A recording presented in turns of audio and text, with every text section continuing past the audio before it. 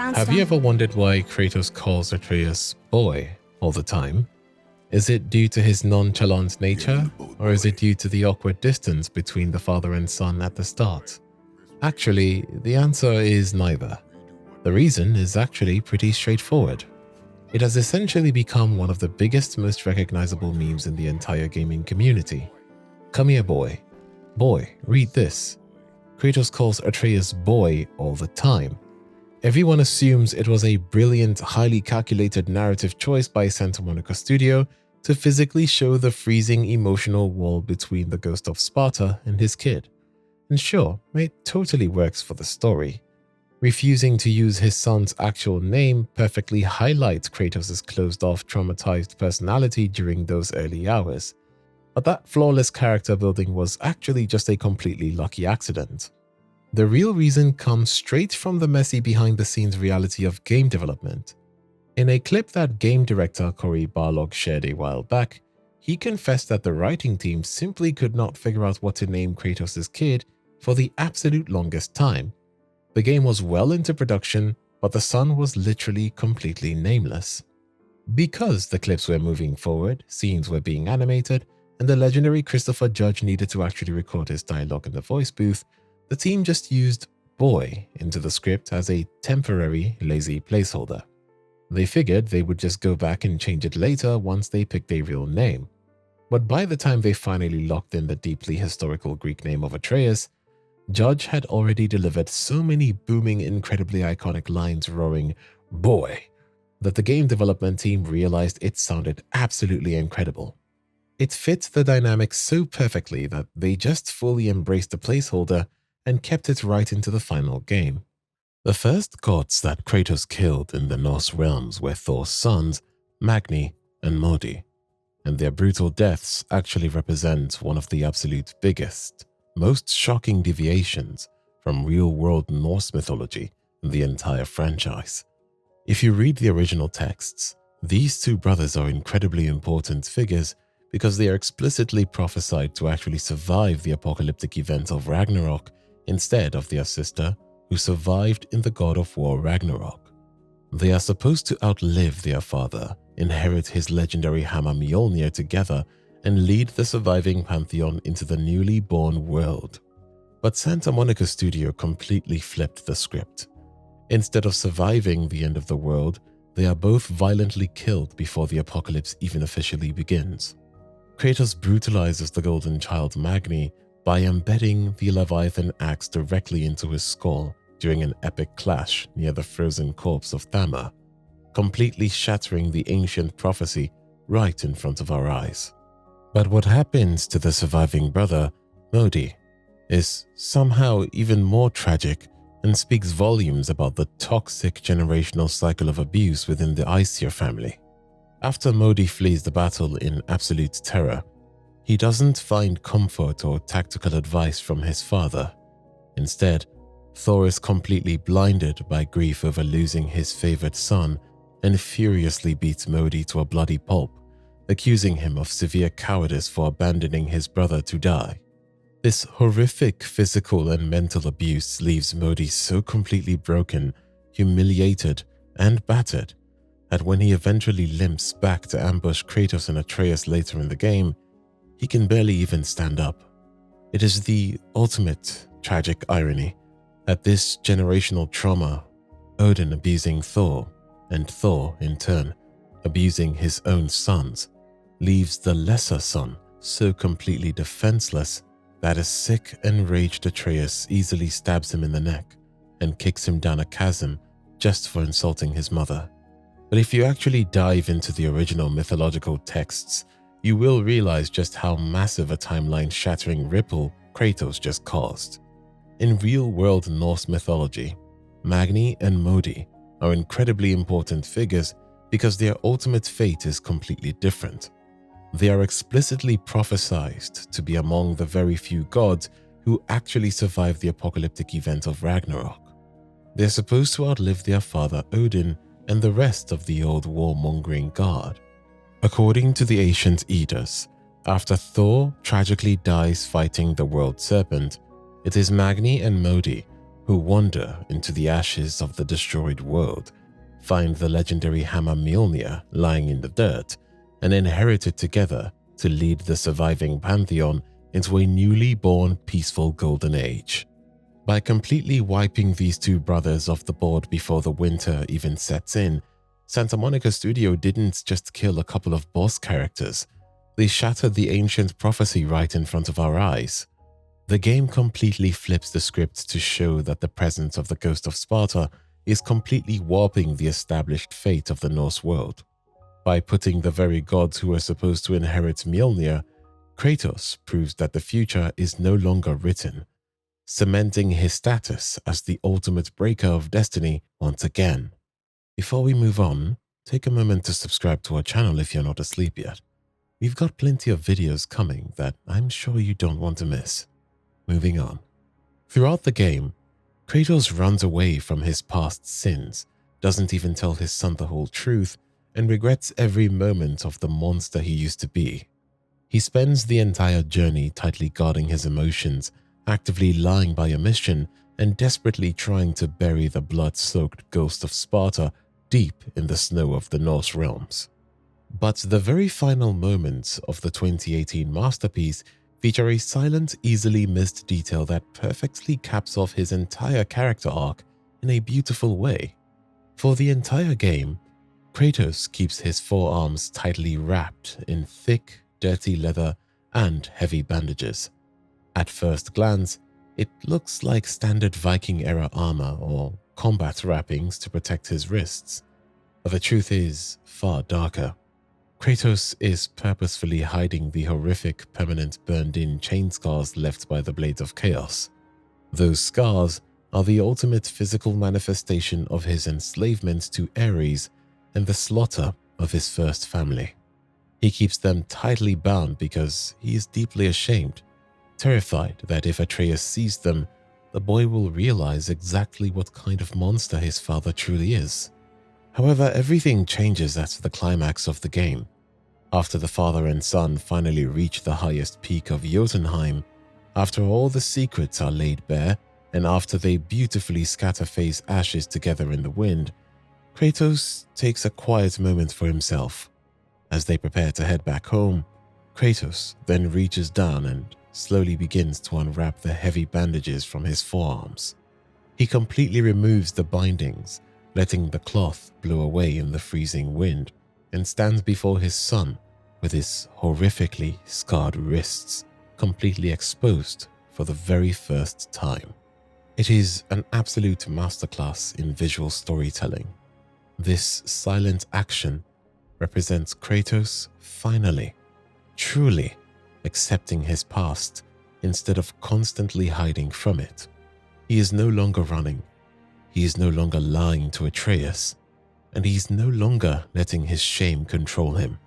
He accepts the monster he was, so he can finally focus on the father he wants to be. The journey of the father and son was a really hard one. They faced numerous challenges. One of them was when they reached a dead end, and a black, breath-consuming magic was in their way, and players wondered why it was there. What is the purpose? Kratos and Atreus then make their way to Alfheim to get the light of Alfheim. If you play the game, you remember the frustration of finally reaching the base of the mountain only to be completely stonewalled by this swirling toxic dark fog. You can't just hack your way through it with the Leviathan axe. Stepping into it literally drains Kratos' life away. To dispel this impenetrable corrupting black breath, you must leave Midgard entirely. Kratos and Atreus are forced to travel via the Bifrost into the war-torn realm of Alfheim, fight through hordes of dark elves, and literally step directly into the Pillar of Light to imbue their Bifrost tool with the purest light. Once you return to the mountain with this newly powered relic, Kratos can physically hold the glowing Bifrost out in front of him, parting the deadly corrosive mist like Moses parting the Red Sea. But even then, the light doesn't permanently remove the fog. You constantly have to push it back as you climb higher and higher. But why was it there in the first place? It turns out this toxic fog wasn't just a natural phenomenon at all. It was a highly specific magical spell actively created and placed by Odin himself for some very terrifying tragic reasons. First and foremost, its primary purpose was to act as an impassable barrier to Jotunheim. Midgard's highest peak is the only place where the secret bridge to the realm of the giants can be accessed, and Odin had spent centuries desperately trying to find and conquer it. Secondly, the Black Breath served as the ultimate solitary confinement. Odin had viciously imprisoned his former advisor, Mimir, by physically binding him to an unbreakable tree at the very summit of the mountain. Odin was terrified of Mimir's vast knowledge, and by placing the Black Breath at the base of the mountain, he ensured that absolutely no one could ever hike up there to talk to the smartest man alive and learn the Aesir's darkest secrets. Odin simply assumed that none of his enemies would ever possess the strength or dimensional access to travel to Alfheim and claim the light needed to break through his trap. The game totally changes once Atreus apparently gets sick. The reason for his sickness wasn't any normal sickness. It was much deeper, and it even required Kratos to venture into Helheim to retrieve the Bridgekeeper's heart in order to save his child. When the boy suddenly collapses in the middle of Tyr's vault, coughing up blood and completely losing consciousness, it sends Kratos into a panic. But if you listen closely to Freya's diagnosis when she rushes the boy to her cabin, you realize this isn't some random Norse flu or a magical poison placed upon him by an enemy. The root cause of Atreus' deadly sickness is Kratos' own stubborn protective silence. For the boy's entire life, Kratos fiercely hid the truth of his blood-soaked Greek past, raising Atreus to believe he was nothing more than an ordinary human mortal. But the undeniable reality is that Atreus is a literal god.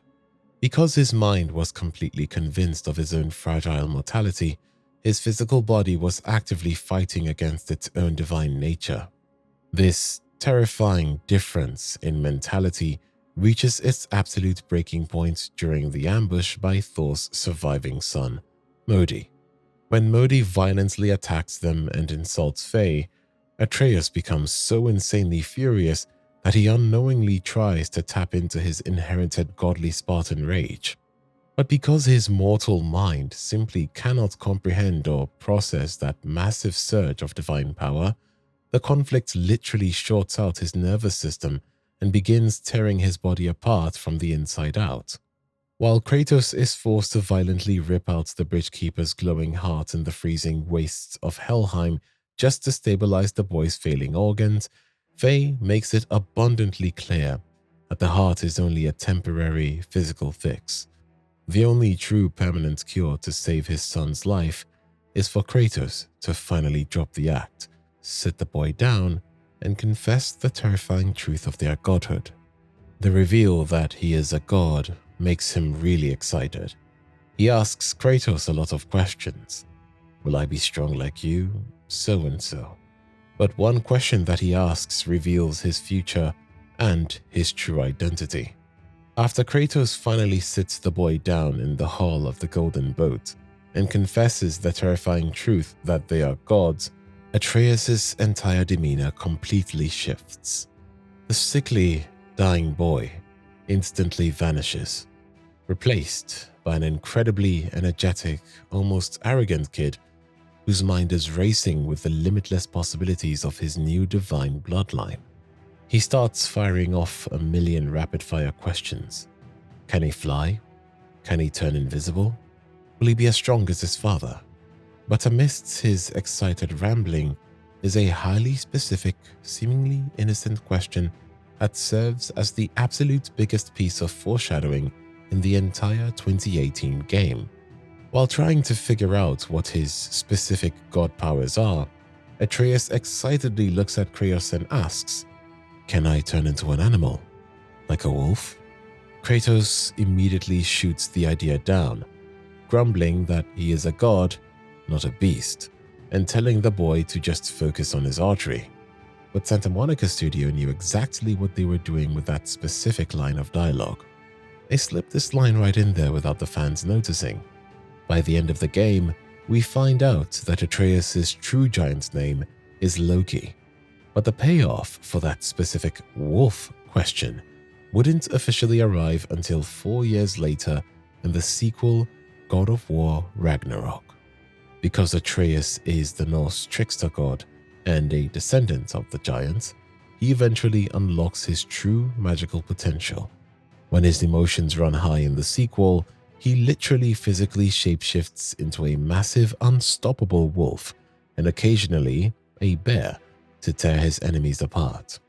This brilliant piece of dialogue isn't just a teaser for the sequel's gameplay mechanics, it is a direct massive nod to real-world Norse mythology.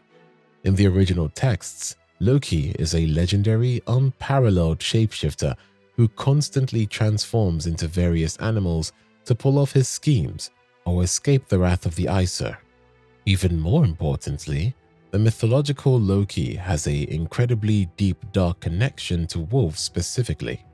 He is the literal father of Fenrir, the apocalyptic god-devouring giant wolf destined to kill Odin during Ragnarok. By having Atreus randomly ask if he can turn into a wolf just minutes after learning he is a god, the developers secretly told us his true mythological identity long before the final mural ever did. But it wasn't always like this. Atreus was a weak boy at the start of the game who wasn't ready for the missions that his father and son had to accomplish. The game starts with your hunting session, and throughout that section, Kratos scolds him for not being good enough and strictly orders him to only shoot his bow when he explicitly tells him to. If you pay close attention to the actual gameplay mechanics, Atreus' character development isn't just told through the cinematic cutscenes. It is brilliantly added directly into his combat AI. Initially, Atreus is purely reactive. He shoots from a distance and will mostly only fire his bow when you manually press the square button to command him. But as the story progresses and you unlock his instinct skill tree, his artificial intelligence drastically shifts. He gains incredible battlefield awareness, allowing him to automatically fire arrows at enemies Kratos isn't actively targeting to provide cover.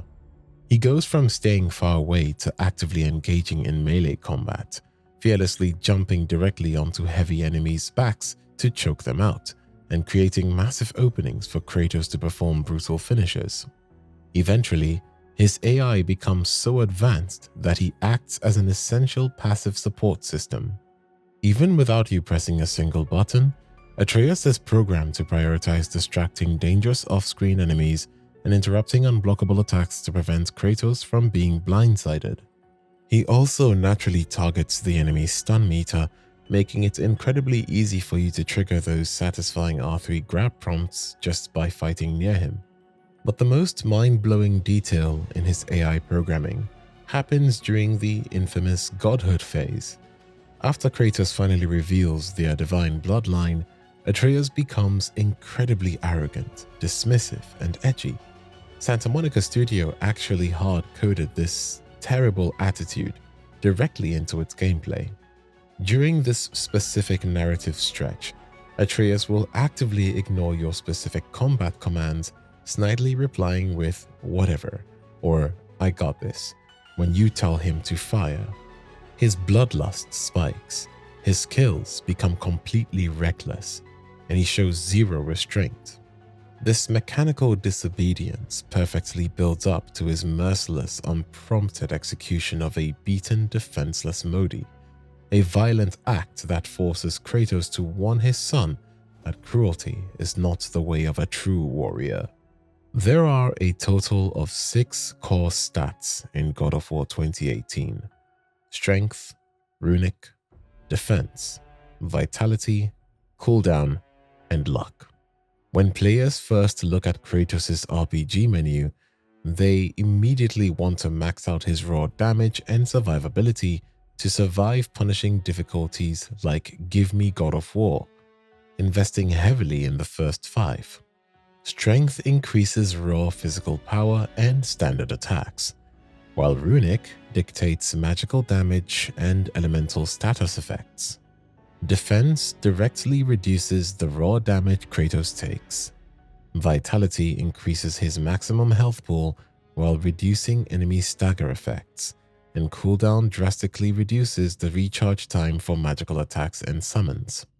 Because these 5 stats offer such immediate tangible benefits in battle, luck is easily the most overlooked stat of all time.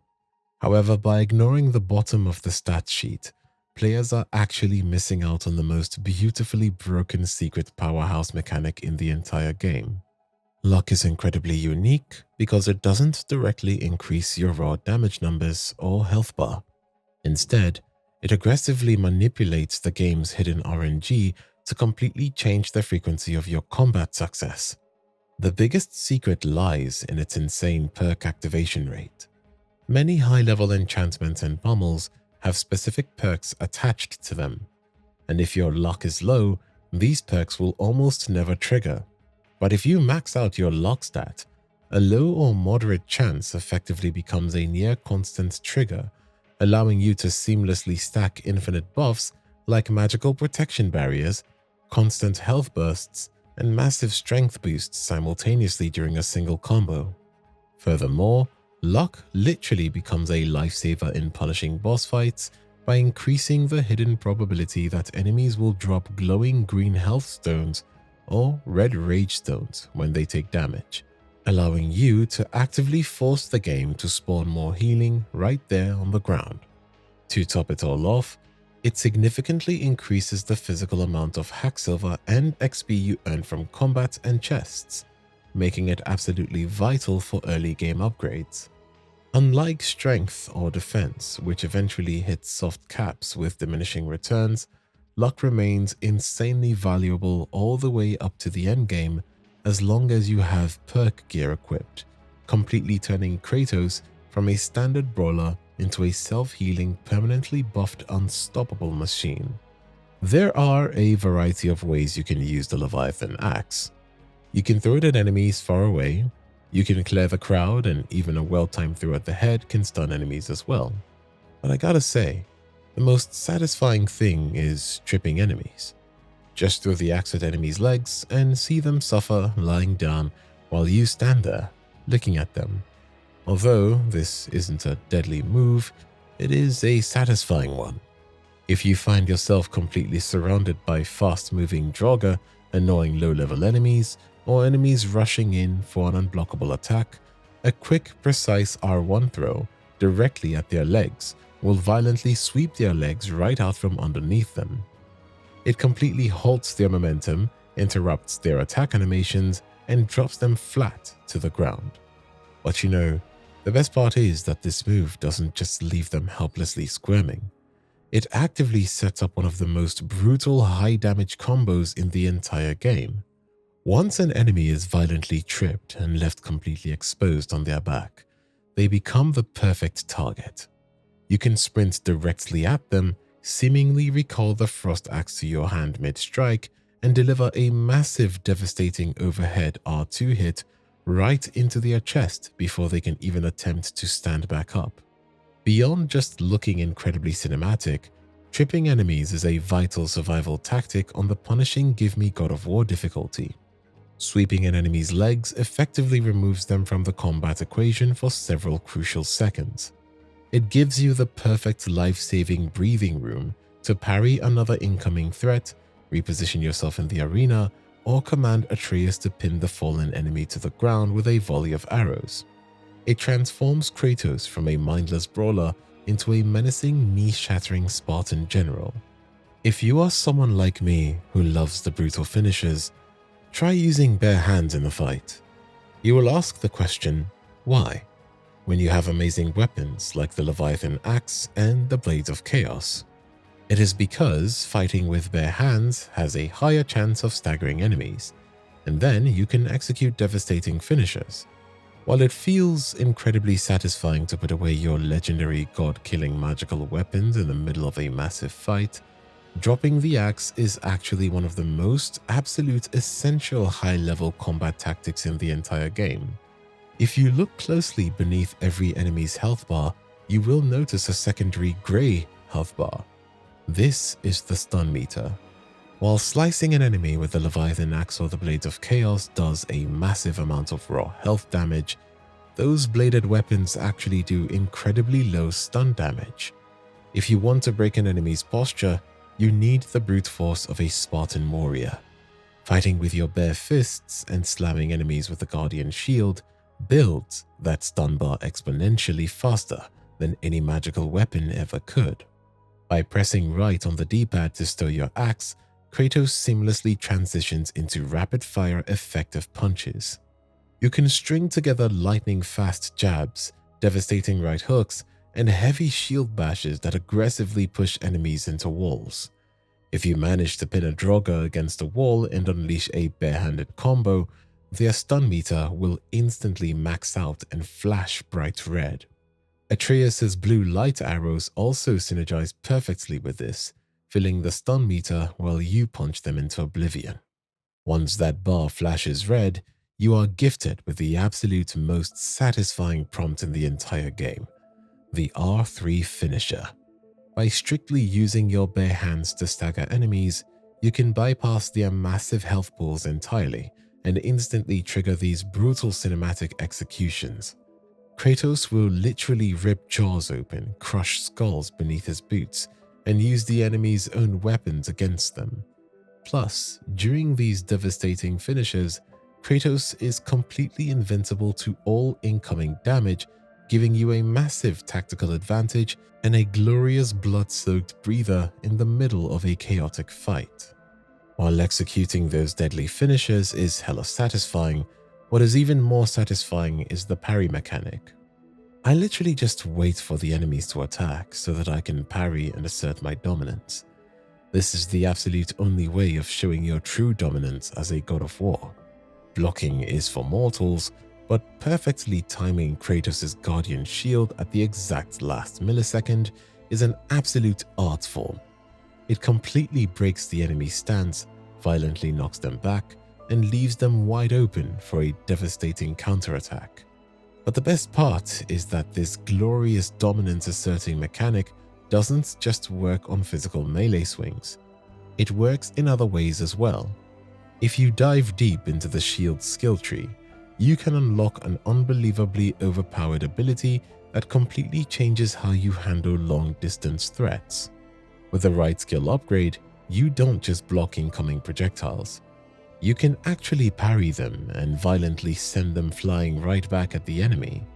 Whether it's a fireball from a teleporting revenant or a toxic blast from a flying dark elf, a perfect parry absorbs the magical energy into the shield and fires it back as a devastating explosive shockwave.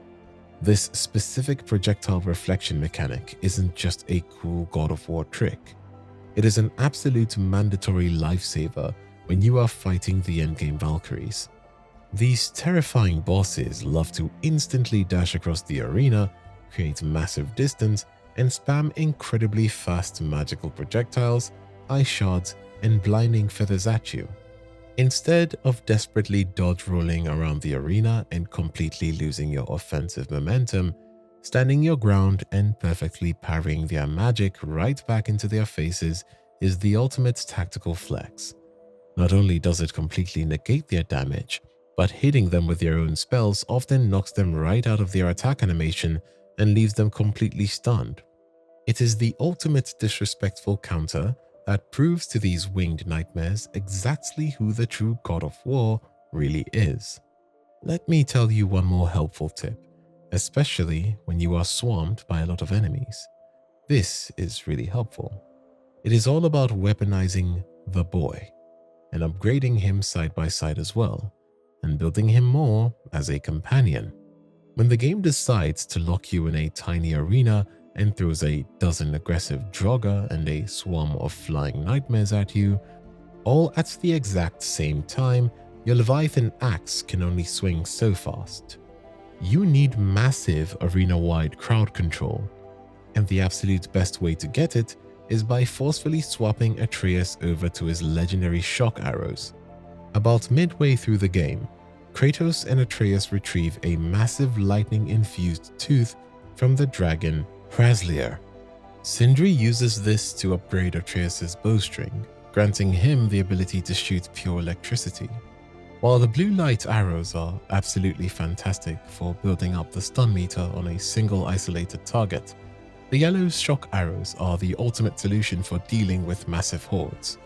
If you find yourself completely surrounded and taking damage from all sides, immediately tap the D-pad to swap to the yellow arrows and command Atreus to spam 3 or 4 shots directly into the thickest part of the swarm of enemies.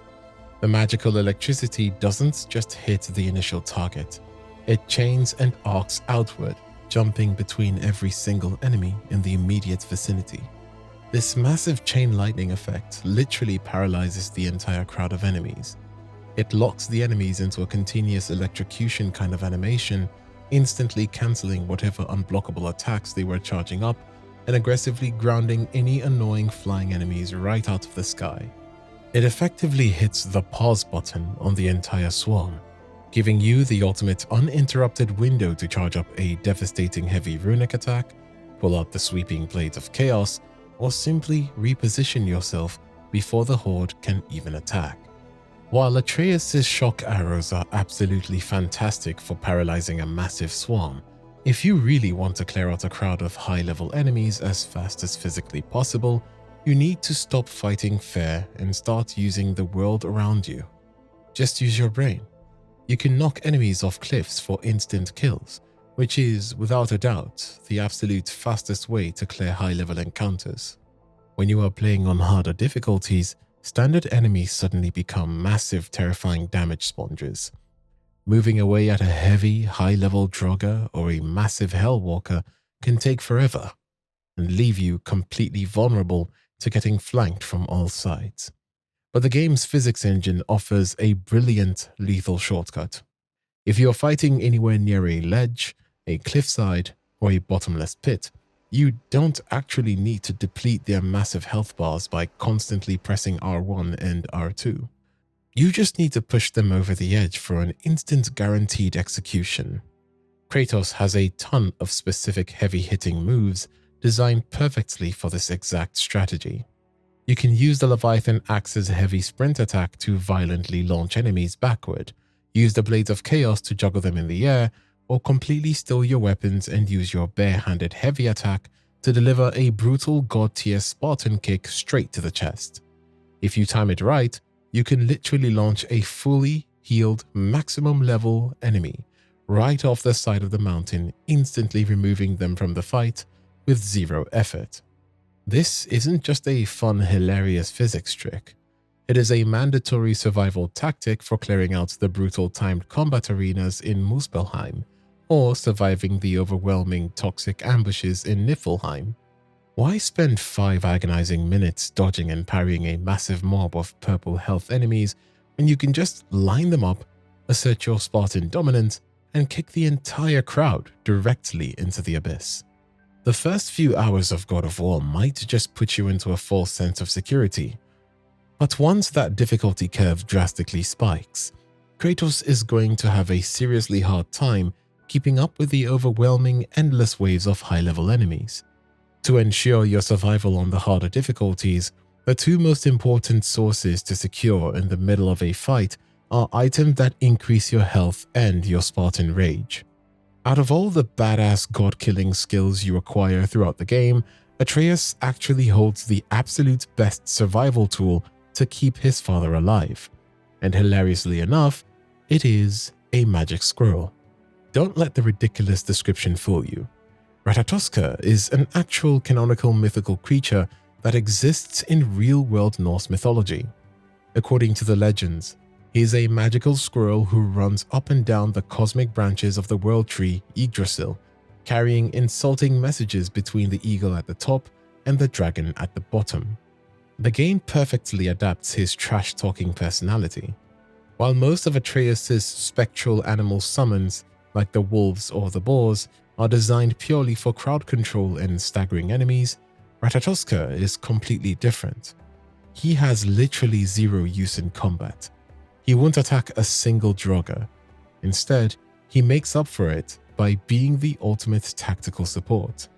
When you summon him during a desperate, brutal boss fight, he will pop out of the ground, loudly insult you, and dig up highly coveted health stones or rage stones. He is a literal lifeline when Kratos is inches away from death. So how do you unlock this overpowered sidekick? You have to go out of your way to find him. After the Lake of Nine lowers, you need to navigate your boat to an optional island known as the Light Elf Outpost. It is completely optional, but if you take the time to dock there, fight off the corrupted enemies, and solve a few spatial light crystal puzzles, you will crack open a legendary chest and permanently unlock Atreus' ability to summon the Ratatoskr. Did you ever wonder what actually happens to all those glowing artifacts you spend hours collecting out in the wild? You find these beautiful faces of magic, masks, or abandoned ship figureheads. You sell them to Brock and Sindri, and you probably assume they just immediately toss them into the forge and melt them down for pure hacksilver, right? Well, it turns out that isn't true at all. Santa Monica Studio actually programmed one of the absolute most heartwarming, mind-blowing hidden details into the Huldra brothers' shops. When you sell an artifact set to either of the brothers, they don't destroy it. They actually curate a highly personal dynamic museum right there in their workspace. If you look closely at their shops in Midgard, Alfheim, or Helheim, you will notice a small shelf or display sitting right near the forge. As you sell them different sets throughout your journey, these areas become increasingly cluttered with your exact findings. If you sell them the bottoms-up cups, those intricate mead horns physically appear on the shelves. If you sell the family heirloom brooches from the freezing wastes of Helheim, you actually find them beautifully pinned up or resting proudly on the wooden counter. But why do they keep this junk? It perfectly matches their distinct personalities. Sindri is obsessed with collecting these artifacts. Despite his absolute paralyzing gemophobia, Sindri is obsessed with master craftsmanship. Once he manages to completely scrub the dirt and blood off the artifacts, he takes massive pride in preserving clean historical items. Brock, on the other hand, likely just keeps them around as flashy, exotic artifacts to attract other dimensional travelers to his shop, or simply because they serve as a hilarious physical reminder of the incredibly lucrative business deal he struck with the God of War. What makes this even more insanely cool is the continuity. Because the brothers are deeply magical and use the world tree to travel, their inventory is completely shared across space and time. This means if you sell a lost wooden toy to Brook in the Lake of Nine, it will instantly physically appear on Sindri's shelf all the way over in the Lake of Light. Even the main story alters their shops. For example, right after Sindri secretly crafts the green mistletoe arrows for Atreus, you can literally look down and see the discarded scraps and crafting tools sitting on his anvil. It makes exploring every single nook and cranny of the game feel incredibly rewarding, because you aren't just farming for currency, you're literally decorating their homes with the spoils of your journey. Some enemies never made it to God of War's final cut, and while we all love endlessly smashing Draugr and trolls to pieces, the cutting room floor of Santa Monica Studio is actually covered in the remains of some absolutely terrifying concepts. As game development shifted and the story evolved, the developers had to completely scrap a few brutal enemy types that would have radically changed the combat dynamic. If you look all the way back at the game's secret 2015 Greenlight demo, Kratos didn't just fight undead monsters. He fought living, breathing human Norse warriors. However, as the story of the 2018 game was defined, the developers felt that Kratos' violent slaughtering of regular humans distracted from his redemption arc and his attempts to be a better role model for Atreus. So they were completely scrapped and replaced by the icy undead Hellwalkers. But those assets didn't stay dead forever. Santa Monica Studio held onto that concept, and those scrapped human enemies were perfectly resurrected 4 years later to become the brutal Midgard Raiders and Odin's Einherjar army that you fight in God of War Ragnarok. While cutting the humans makes narrative sense, the other major cut enemy is an absolute tragedy for horror fans, including me. Hidden in the game's concept art is a creature known simply as the Drummer. It was a particularly horrifying mutated creature that featured 4 partially blackened diseased arms, completely hollow eye sockets, and a sickening collection of human skulls hanging directly from its waist. This multi-armed monstrosity was originally designed to be a dedicated support enemy, standing in the back of the arena and violently beating on drums to magically buff the other enemies in the area. Imagine trying to parry a massive troll while this 4-armed nightmare is screaming and playing a war beat in the background. This cut content? Personally, I could sense it was in the game. There are hints of this evolution. If you played through the middle chunk of the 2018 adventure, you probably notice a very weird pacing issue right after Kratos finally reveals that they are gods. Atreus goes from being a sweet, sickly boy to an absolutely insufferable, arrogant jerk in what feels like 5 literal minutes. It turns out you aren't crazy for thinking that character shift was supposed to happen. Game director Cory Barlog lovingly refers to this narrative phase as Atreus' jerk mode. It is the moment the boy realizes his divine power and completely loses his mind. He became dismissive, constantly mocks Sindri, ignores your combat commands, and mercilessly executes Modi. But this massive ego trip wasn't actually supposed to happen overnight. In the original script and development plan, this dark, arrogant evolution was designed to be a much slower, gradual burn that lasted upwards of 2 entire hours of gameplay. You were supposed to slowly, agonizingly watch the boy's innocence rot away as the reality of his godly power went straight to his head. But the harsh reality of AAA game development struck again. Because of massive time constraints, Santa Monica Studio was forced to completely cut an entire massive level from that section of the game. To make the narrative still function without the missing chunk, the developers had to aggressively stitch the remaining pieces together and rearrange several major plot points to happen in a different order. The unfortunate casualty of this particular cut content was Atreus' pacing.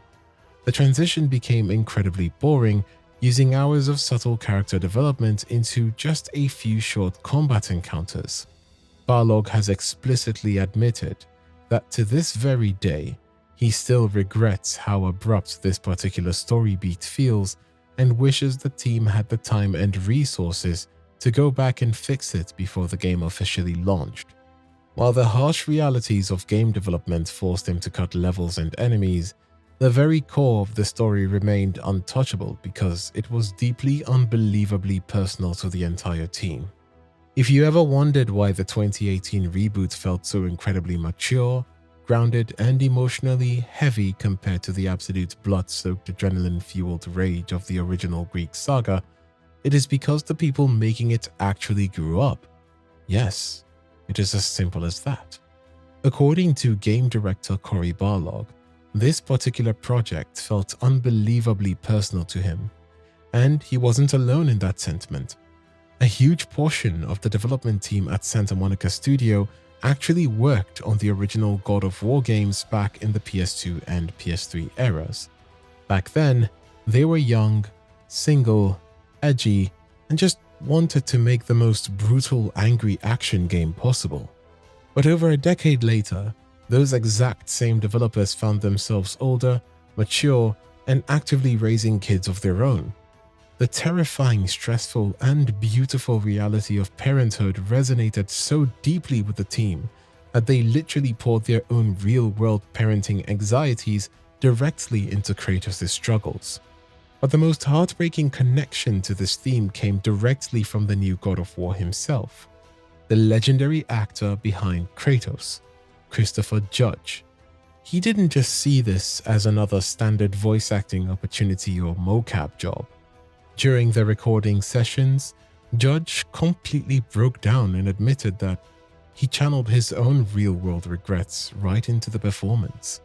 He explicitly called his entire portrayal of Kratos a literal apology to his children for the times he was absent or emotionally distant while chasing his Hollywood acting career. Every single time Kratos awkwardly struggles to reach out and pat Atreus on the shoulder, you aren't just watching a scripted animation. You are watching a studio full of real parents actively trying to figure out how to be better for their own kids. This is such a sweet thing, to be very honest, that turned out amazingly well. The real question that many fans asked when the game's first trailer dropped at E3 was, why change the very formula that the God of War is known for? This was a really bold decision by Santa Monica and Cory Barlog, which could have gone either way if they had messed it up. Everyone wondered, why change the fixed camera angle when God of War is literally known for it?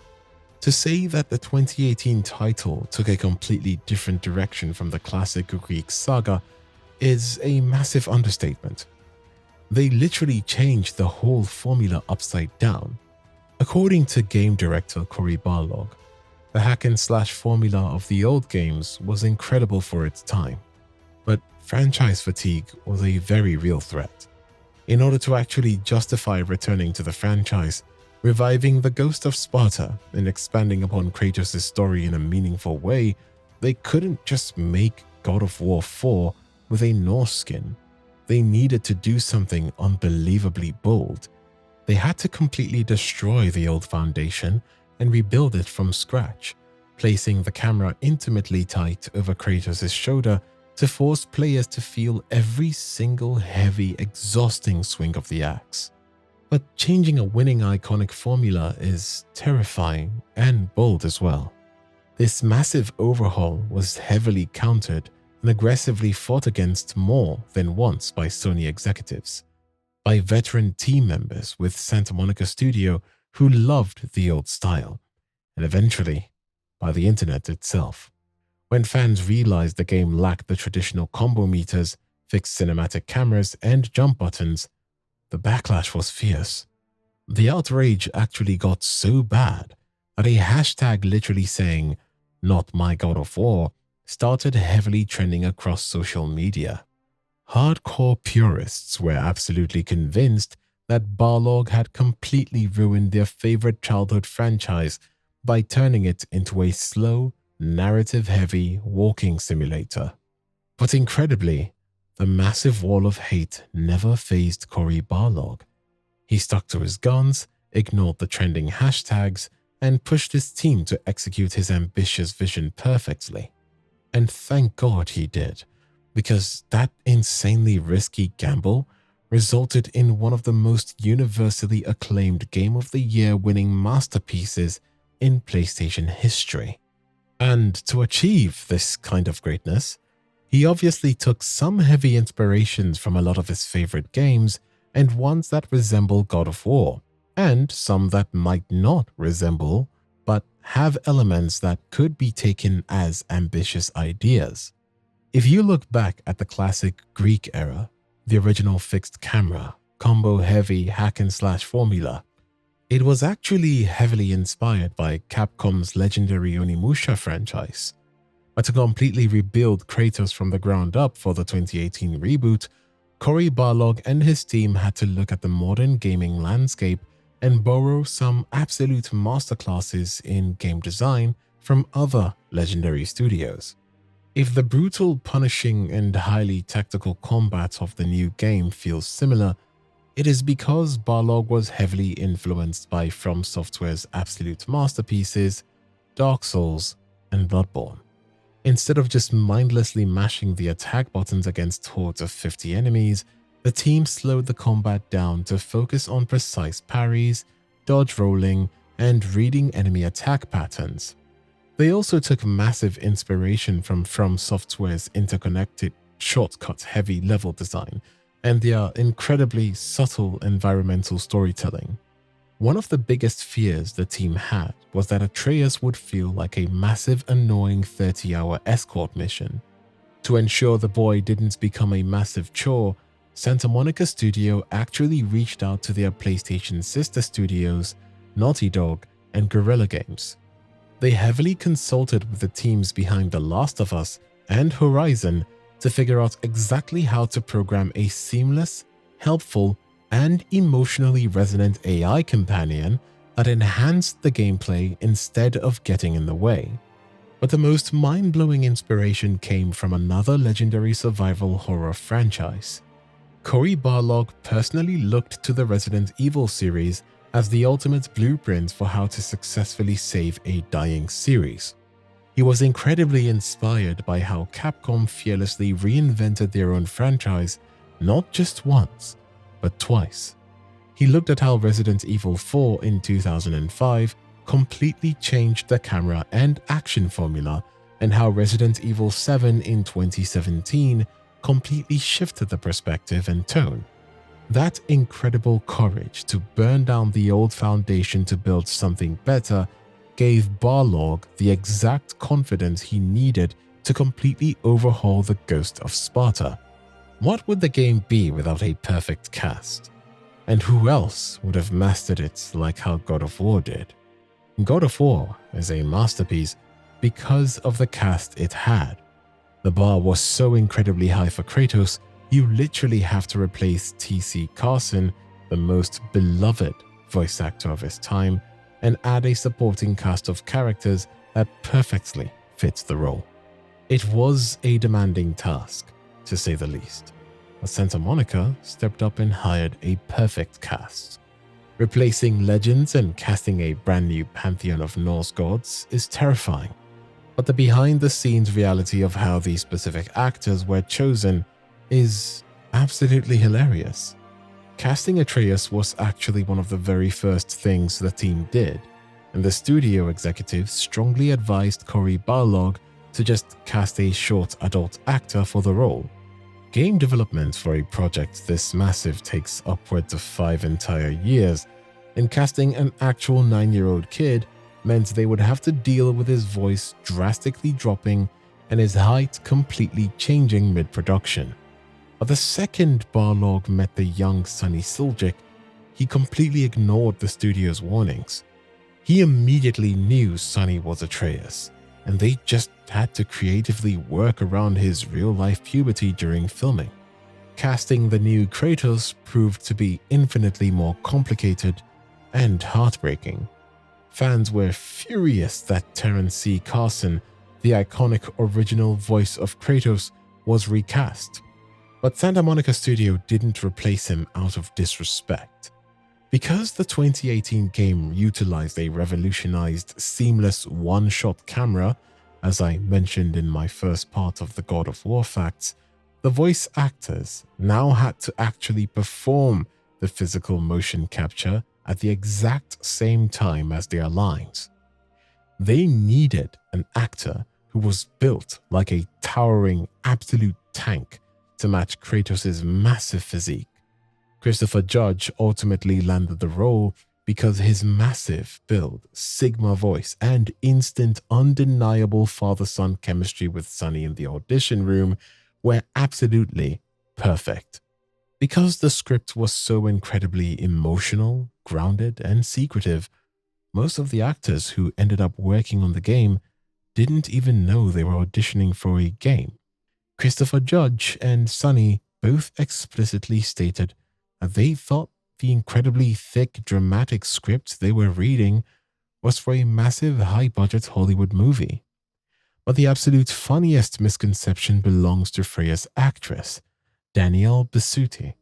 Because of the heavy Norse mythology, the magical dialogue, and the intense fantasy setting of her audition side, she legitimately thought she was auditioning for a role in HBO's Game of Thrones, which is hilarious if you ask me. The character design of Atreus holds many secrets in plain sight.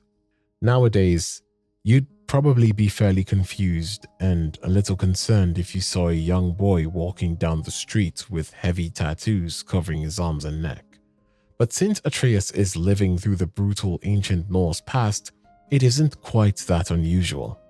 However, those runes inked into his skin aren't just there to make him look like a badass little warrior. They are highly specific, deeply meaningful translations.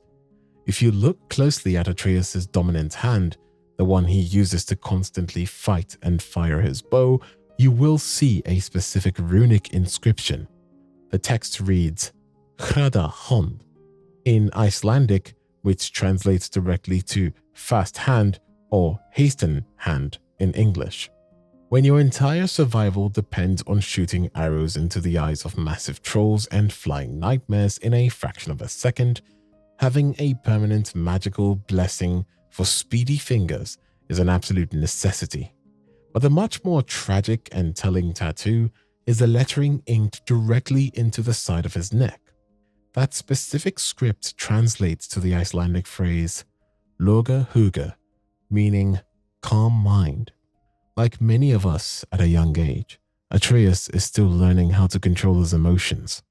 But unlike us, his temper tantrums trigger a terrifying Spartan rage that literally tears his mortal believing body apart, which was the reason he got sick as well. It is certain that Kratos and Faye knew exactly how hard he would struggle with his inherited volatile anger, judging by the fact that they felt the need to permanently tattoo a literal invocation for serenity right onto his throat, just to help keep his mind grounded. For a brief moment, Kratos loses his focus as his past memories come haunting right in front of his eyes in Helheim, and at that very moment, he forgets what was going on around him.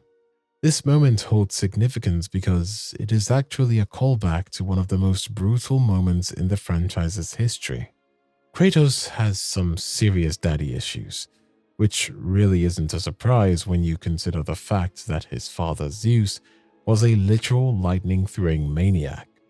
But the way the 2018 game handles this trauma is an absolute masterclass in visual storytelling and cinematography. While Kratos and Atreus are desperately trying to escape the realm of the dead by lighting the fires on that massive flying ship, Helheim does exactly what it does best. It tortures its victims with the ghosts of their own past. Looking up into the freezing sky, Kratos sees a massive ghostly illusion of himself violently beating Zeus to death. This isn't just a generic memory. It is an exact one-on-one replication of the final bloody boss battle from God of War 3. But here is the most mind-blowing detail that makes the secret a hidden gem. As Kratos gets completely lost in the bloodlust of the memory, the game's famous seamless camera suddenly snaps directly into a first-person perspective. You literally see through Kratos' eyes as his vision blurs with rage, watching his own son, Atreus, shocked in terror at the sight of the monster his father used to be. This specific camera trick is incredibly significant because it is the only time during the entire 2018 game that the first person is used.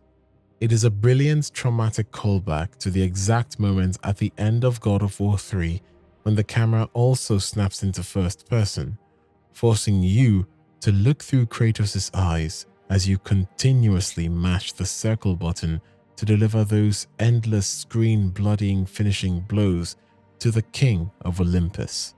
Thank Odin that Atreus is there this time to shout and snap his father out of that blind murderous shock state before the ghost of Sparta completely loses himself to the past again. The game is so goated that even the opening scene hides some outrageous secrets. Before you even press a single button to start the campaign, Santa Monica Studio is already actively messing with your head and dropping massive mythological hidden secrets right in plain sight. If you look closely enough at the opening menu screen, you'll see two beautifully crafted wooden carvings of Kratos and Atreus lying together.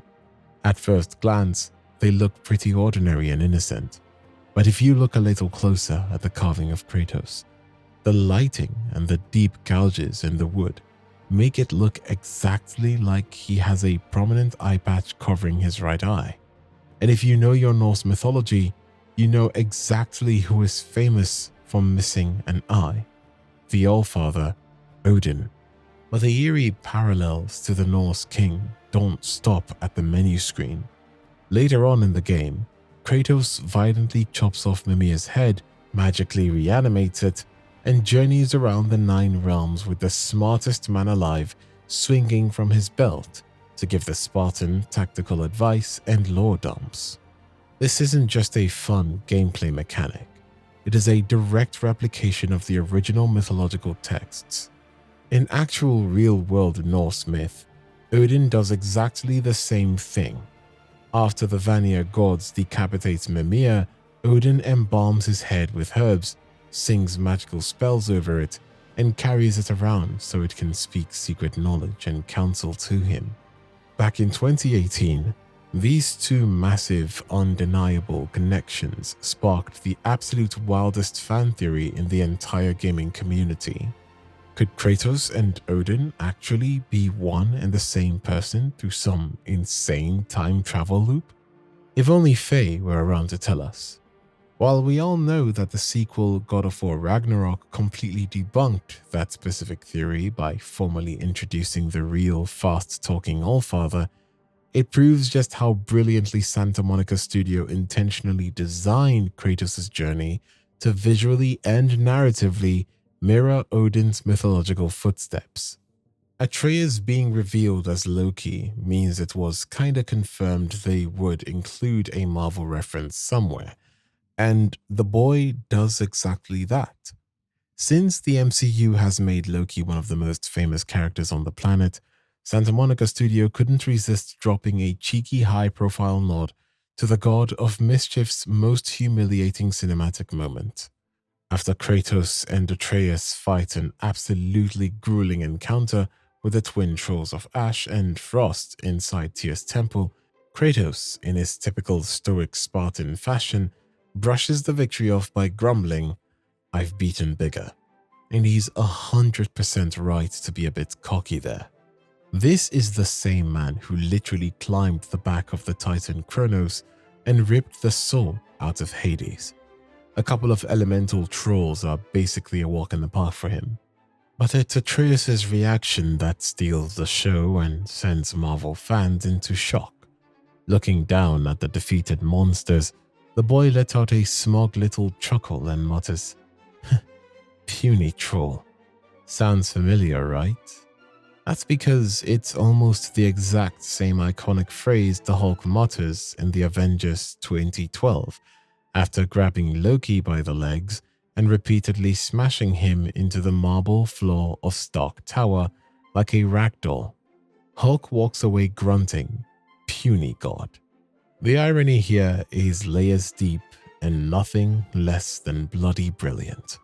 Literally, by having the boy who is destined to become Loki use the same insult used against Loki in the movies, the developers are winking directly at the audience. It's a genius way to acknowledge the other famous Loki while cementing the fact that their versions of the character is a total badass who does the smashing instead of being the one getting smashed. Remember the two giant trolls Kratos and Atreus encounter in Tyr's vault? Their names also hide a secret that connects Kratos to one of the oldest and most legendary warriors in human history. As you descend into the depths of Tyr's hidden temple, you are ambushed by a dual boss fight featuring two massive elemental behemoths, Grendel of the Frost and Grendel of the Ashes. While they seem like just another pair of high-level trolls to add to your body count, their names are a massive intentional nod to the foundations of Western literature. These two trolls are explicitly named after Grendel, the terrifying one-armed monster from the famous Old English epic poem Beowulf. In the original legend, Grendel is a mindless, bloodthirsty beast that terrorizes the king's meat hall, and it takes a warrior of near superhuman strength to put him down.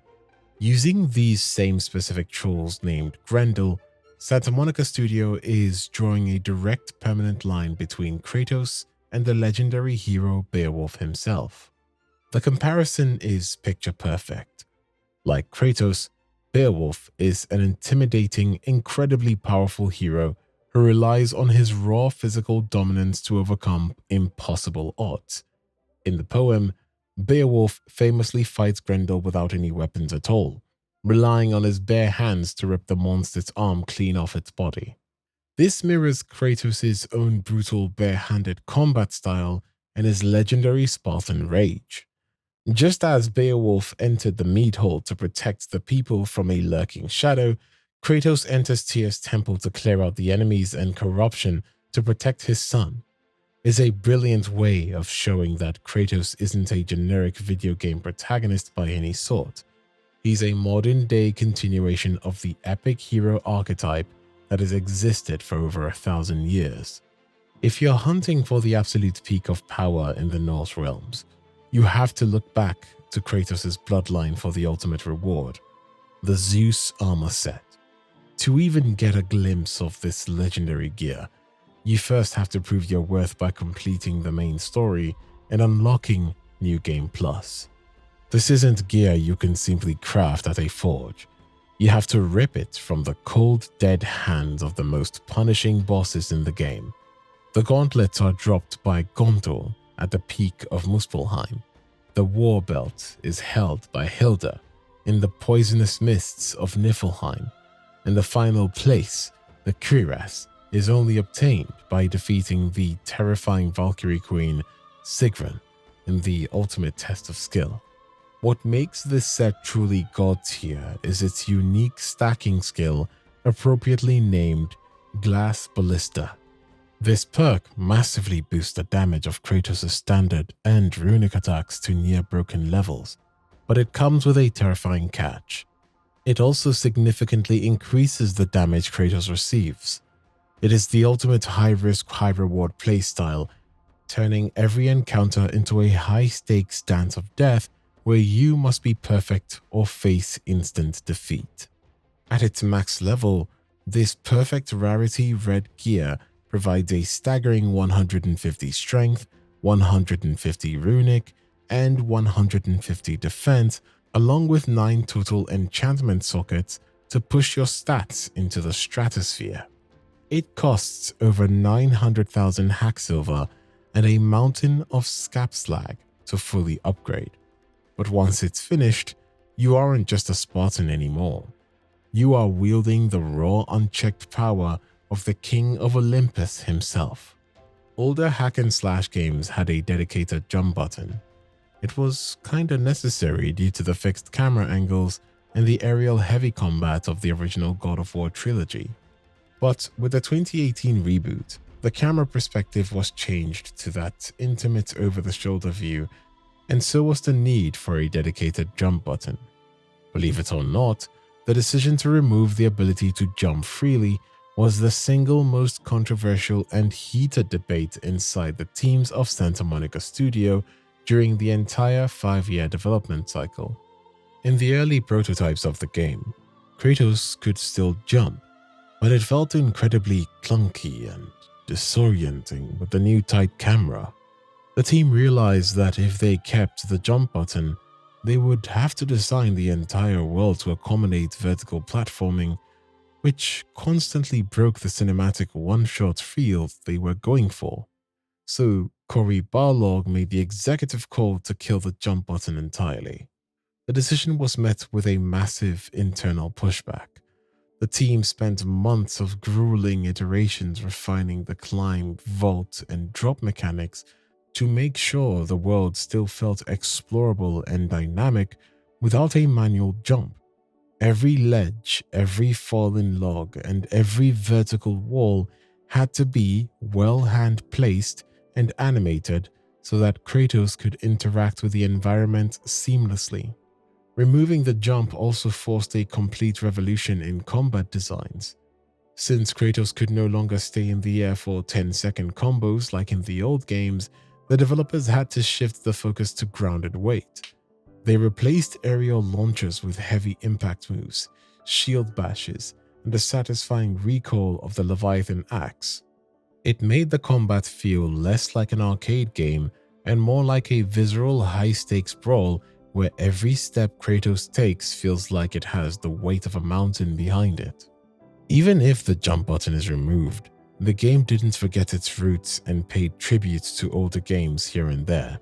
While Santa Monica Studio was busy overhauling the camera and grounding Kratos, they knew they had to keep some of that classic monster riding DNA that made the original trilogy so iconic.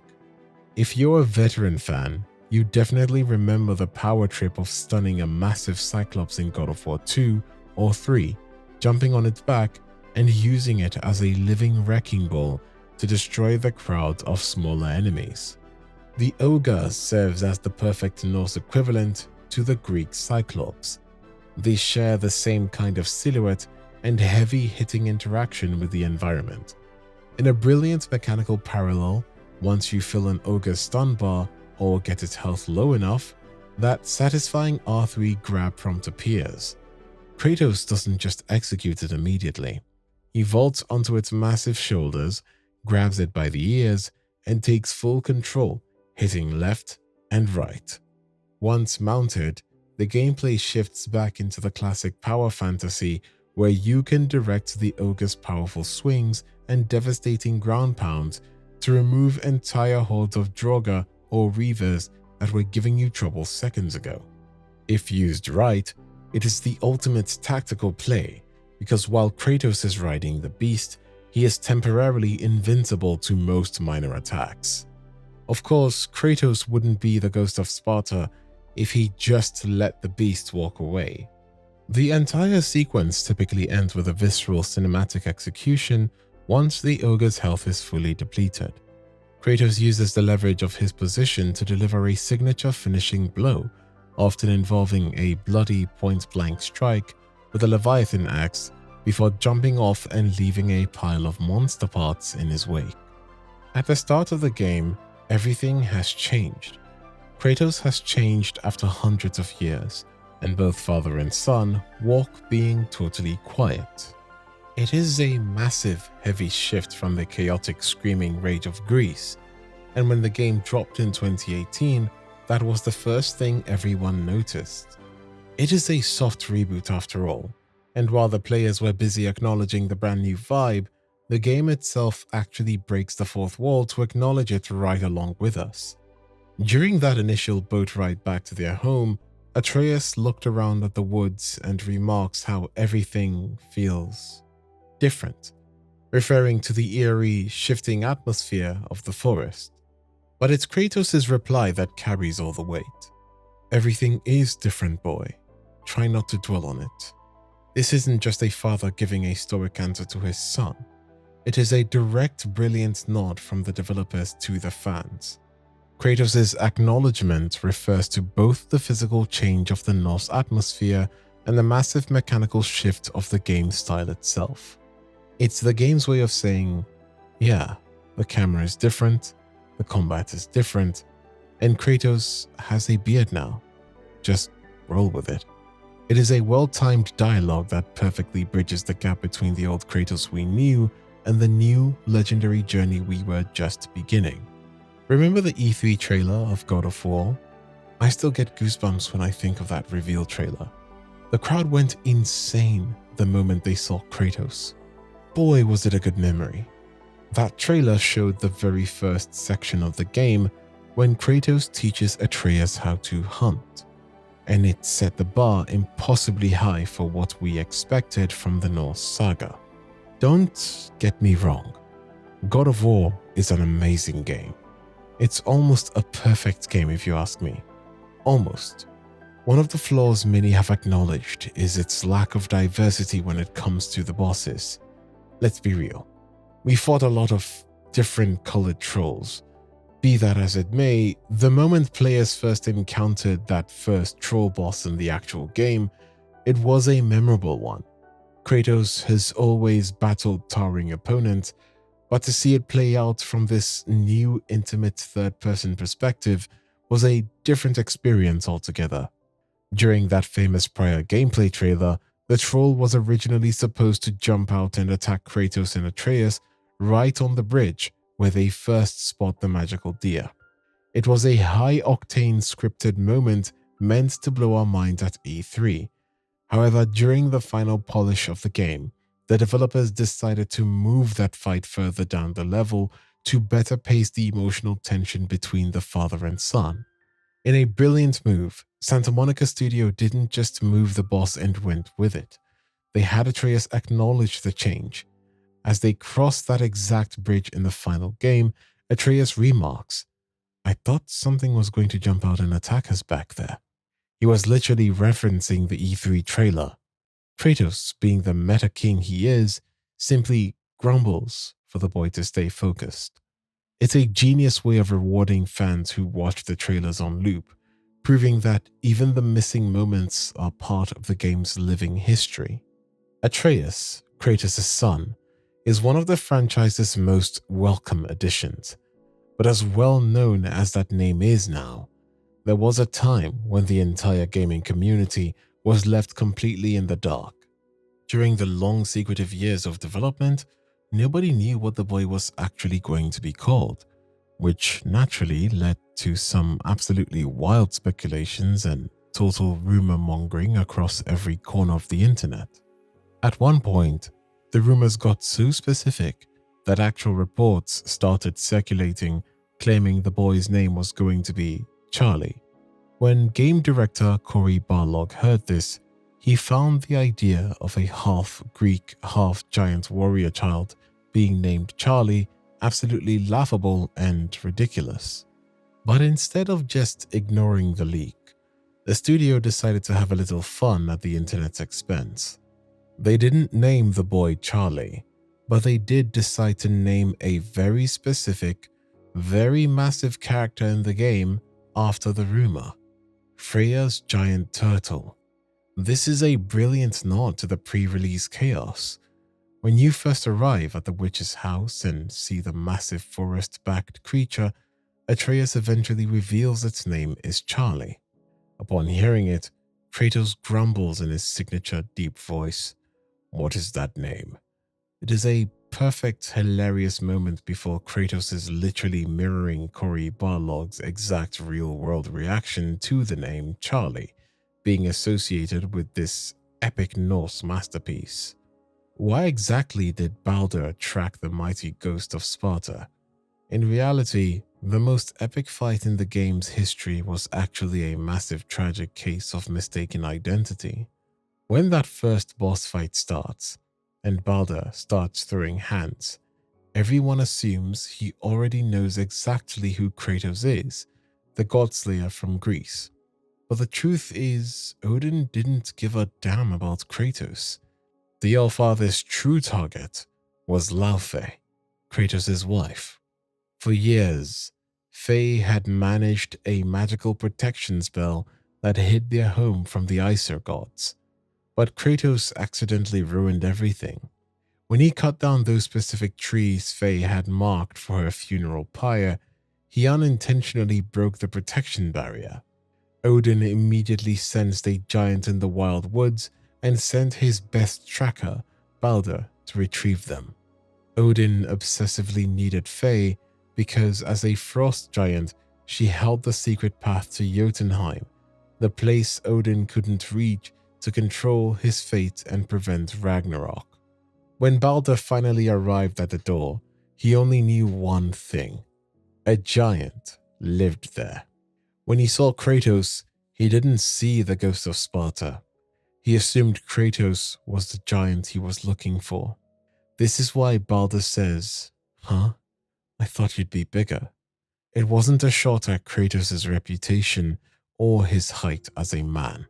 It was a literal reference to the fact that he was expecting to find a towering, building-sized Jotun. The irony is that while Balder thought he was fighting a giant, Kratos was convinced Balder was an enemy from his bloody past in Greece. This double misunderstanding made both of them defensive and hostile from the jump. But how did Balder keep finding them across the 9 realms? It wasn't Kratos' aura. It was the ashes of Faye.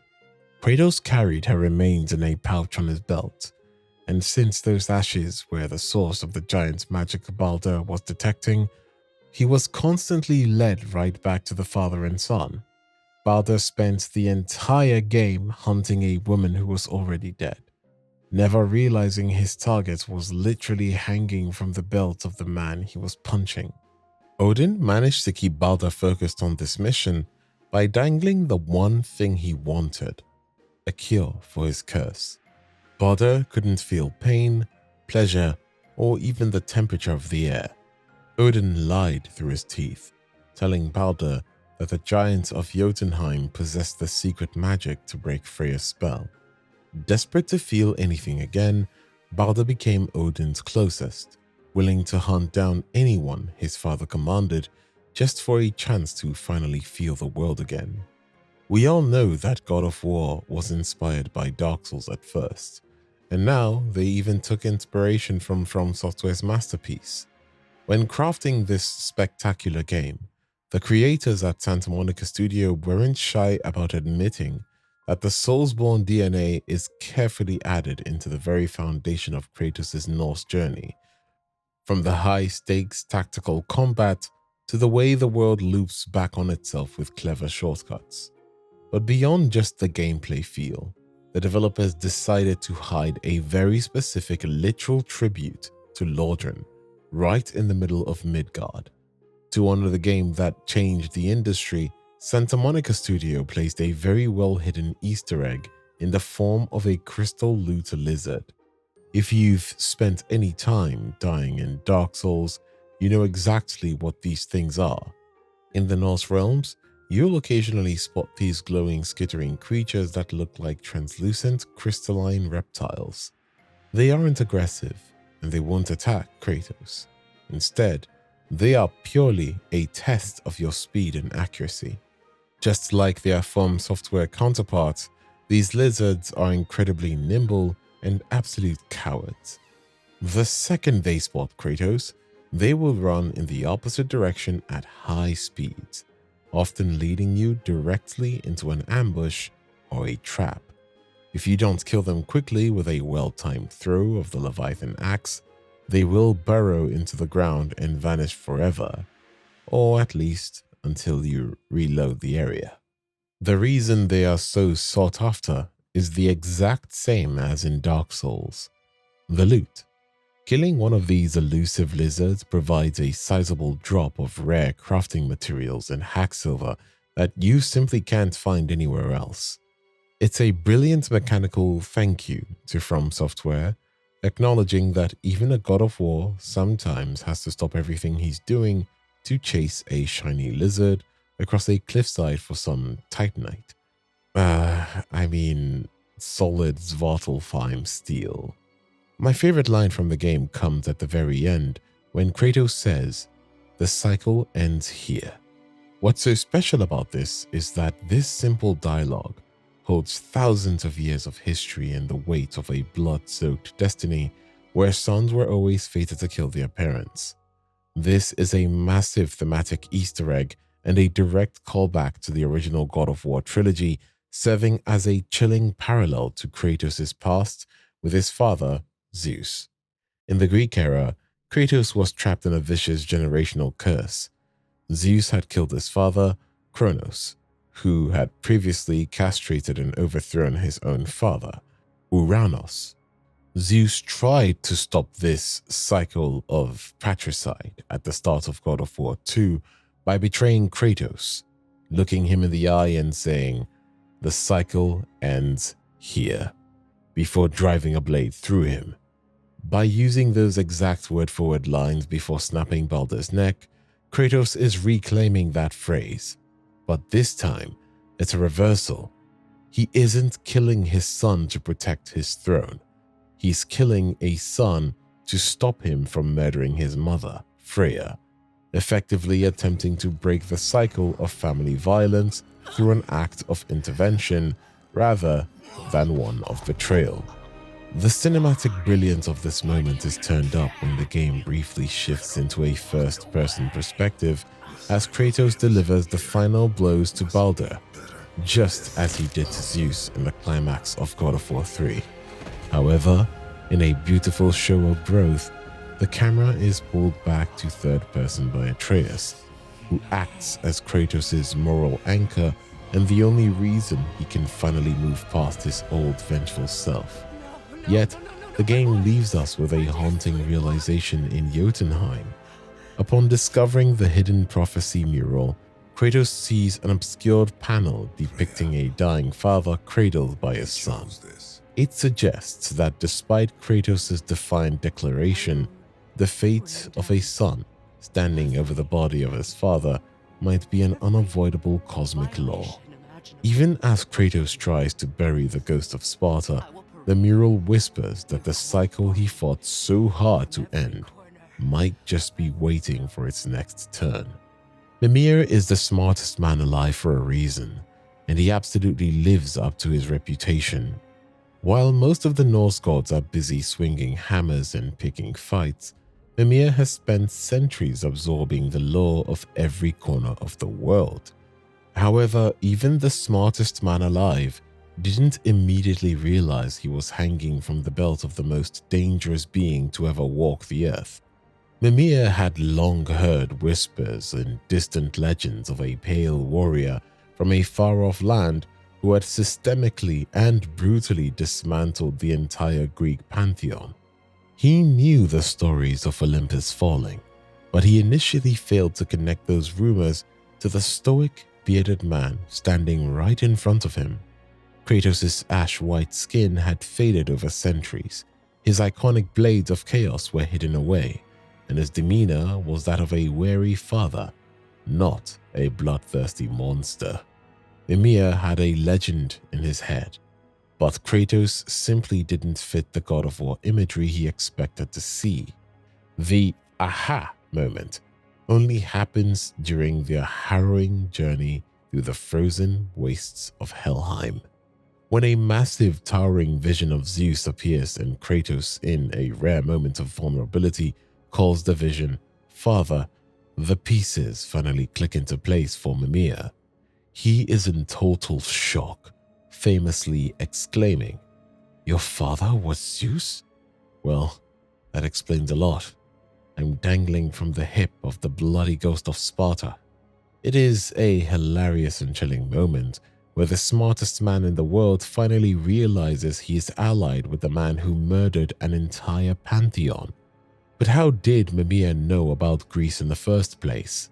It's because Mimir himself isn't actually from the Norse realms. He is secretly a Celtic fae, formerly known as Robin Goodfellow or Puck, who traveled north from the British Isles. His worldly traveler background gave him access to legends far outside of Odin's immediate influence. This is why he also recognizes the artifacts in Tyr's vault, including the Greek vase depicting Kratos' path of destruction. While Balder spent the entire game mistakenly thinking Kratos was a giant and Freya only sensed his divinity through the Vanir magic, Mimir was the only one with a single hint to recognize the legendary ghost of Sparta. What's more interesting about Mimir isn't just that he is the smartest man alive. He is one of the only few people not from Norse lands, and his actual origin story is an absolutely mind-blowing crossover with classic English literature.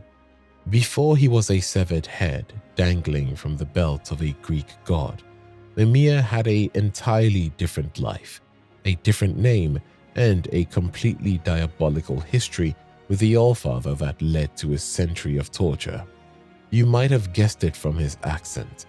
Mimir is not a Norse god, a giant, or an Aesir. He is actually a Celtic fae who traveled north from a faraway land. Before adopting the name Mimir to start a brand new life in Scandinavia, he was a legendary mischievous fairy known as Puck, or Robin Goodfellow. He spent his early years serving as the personal jester and errand boy for a king, heavily implied to be Oberon from Shakespeare's A Midsummer Night's Dream. He spent his days performing antics and causing absolute chaos amongst mortals just to amuse his lord, until the king eventually grew weary of him, forcing Mimir to flee for his life. When Mimir finally arrived in the Norse realms, he immediately crossed paths with a young, knowledge-hungry Odin. In a stoke of absolute chaotic brilliance, Mimir offered Odin a drink from a mystical well of knowledge. But it was a complete scam. The water was heavily mixed with magical hallucinogenic mushrooms that caused Odin to experience incredibly vivid, terrifying visions. During this massive drug-induced trip, Odin famously plucked out his own eye to pay for the knowledge he thought he was receiving. When Odin sobered up and realized he had been tricked by a magical jester, he wasn't actually mad. He was so impressed by Mimir's intellect and silver tongue that he immediately hired him as his primary advisor and ambassador. For years, their relationship was built on a foundation of mutual exploitation. However, Mimir actually had a conscience. He secretly assisted the giants, opposed Odin's brutal conquests, and even orchestrated the marriage between Odin and Freya in a desperate bid for peace. When that marriage spectacularly backfired, Odin's paranoia reached a boiling point. Suspecting his advisor was a traitor, the All-Father imprisoned Mimir inside an indestructible tree atop Midgard's highest peak. To ensure the smartest man alive could never use his magic to escape the realm, Odin violently plucked out Mimir's remaining Bifrost crystal eye, leaving him stranded to be personally tortured by the All-Father every single day for 109 winters. Valkyries are easily the hardest bosses in the game, but they are not purely evil. They are corrupted. When you first step into one of those hidden chambers and get absolutely decimated by a Valkyrie in 5 seconds flat, it is easy to hate them. But the tragic reality is that these incredible warriors are actually victims of the All-Father's unbelievable cruelty. In their natural state, the Valkyries are majestic spectral beings known as the Choosers of the Slain. Their sacred duty is to safely guide the souls of honorable dead warriors to Valhalla, which keeps the realm of Helheim from overflowing with the dead. However, after Queen Freya broke off her marriage to Odin, the All-Father threw a massive petty tantrum. In a fit of paranoid rage, Odin used dark magic to curse the remaining 9 Valkyries, forcing their spectral spirits into permanent physical bodies. This unnatural physical state was torture for them. It completely shattered their minds, driving them into a state of uncontrollable, insane bloodlust. They locked themselves away in hidden chambers just to prevent themselves from destroying the realms, leaving the dead to completely overrun Midgard. This curse is exactly why their combat style is so hyper-violent. When a Valkyrie, most notably Grendel, Rota, or the terrifying Queen Sigrun, launches into the air for her unblockable aerial dive, she screams Valhalla right before brutally stomping Kratos' neck into the dirt. This isn't just a random battle cry. By screaming Valhalla while trying to crush Kratos' throat, they are declaring that they are fulfilling their sacred duty to send you to the afterlife. It is a terrifying display of how the curse twisted their noble purpose into a violent obsession. Why do you think the Leviathan axe is a god-killing weapon? Just because Kratos wields it? No. It is because the weapon has some incredible lore behind it, elevating it to a truly sacred weapon. First, start with the fact that the axe was forged by Brok and Sindri, the exact same legendary dwarven brothers behind the creation of Mjolnir. They created it specifically for Frey, the last great guardian of the Jotnar, to be the ultimate counter to Thor's bloodthirsty rampage. But the true secret to its god-killing power isn't just in the freezing magic. It lies directly in the Elder Futhark runes, etched right into the metal. They aren't just decorative Norse flair. They tell a tragic story of its creation and the destiny Fae intended for it. If you translate the primary inscriptions running down the blade, they reveal its true purpose. The first rune, Aitia, Venom, refers directly to the lethal venom of the world serpent. Very early in the game, when Kratos throws the axe into the lake of the Nine to wake the beast, Jormungandr spits it back out, and a subtle prompt reads, "Imbued with Aether." This ancient venom gives the axe the terrifying power to permanently kill Aesir gods like Thor, making it a weapon that even Mjolnir has absolutely no defense against. The next inscription is Greiti, which means tears or sorrow.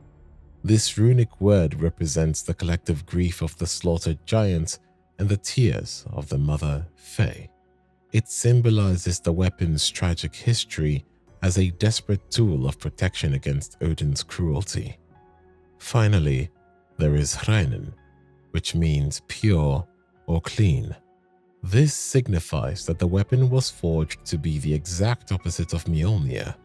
While Thor's hammer was a blunt tool of mindless chaotic destruction, the Leviathan axe was built with precision and purity to restore balance to the Nine Realms.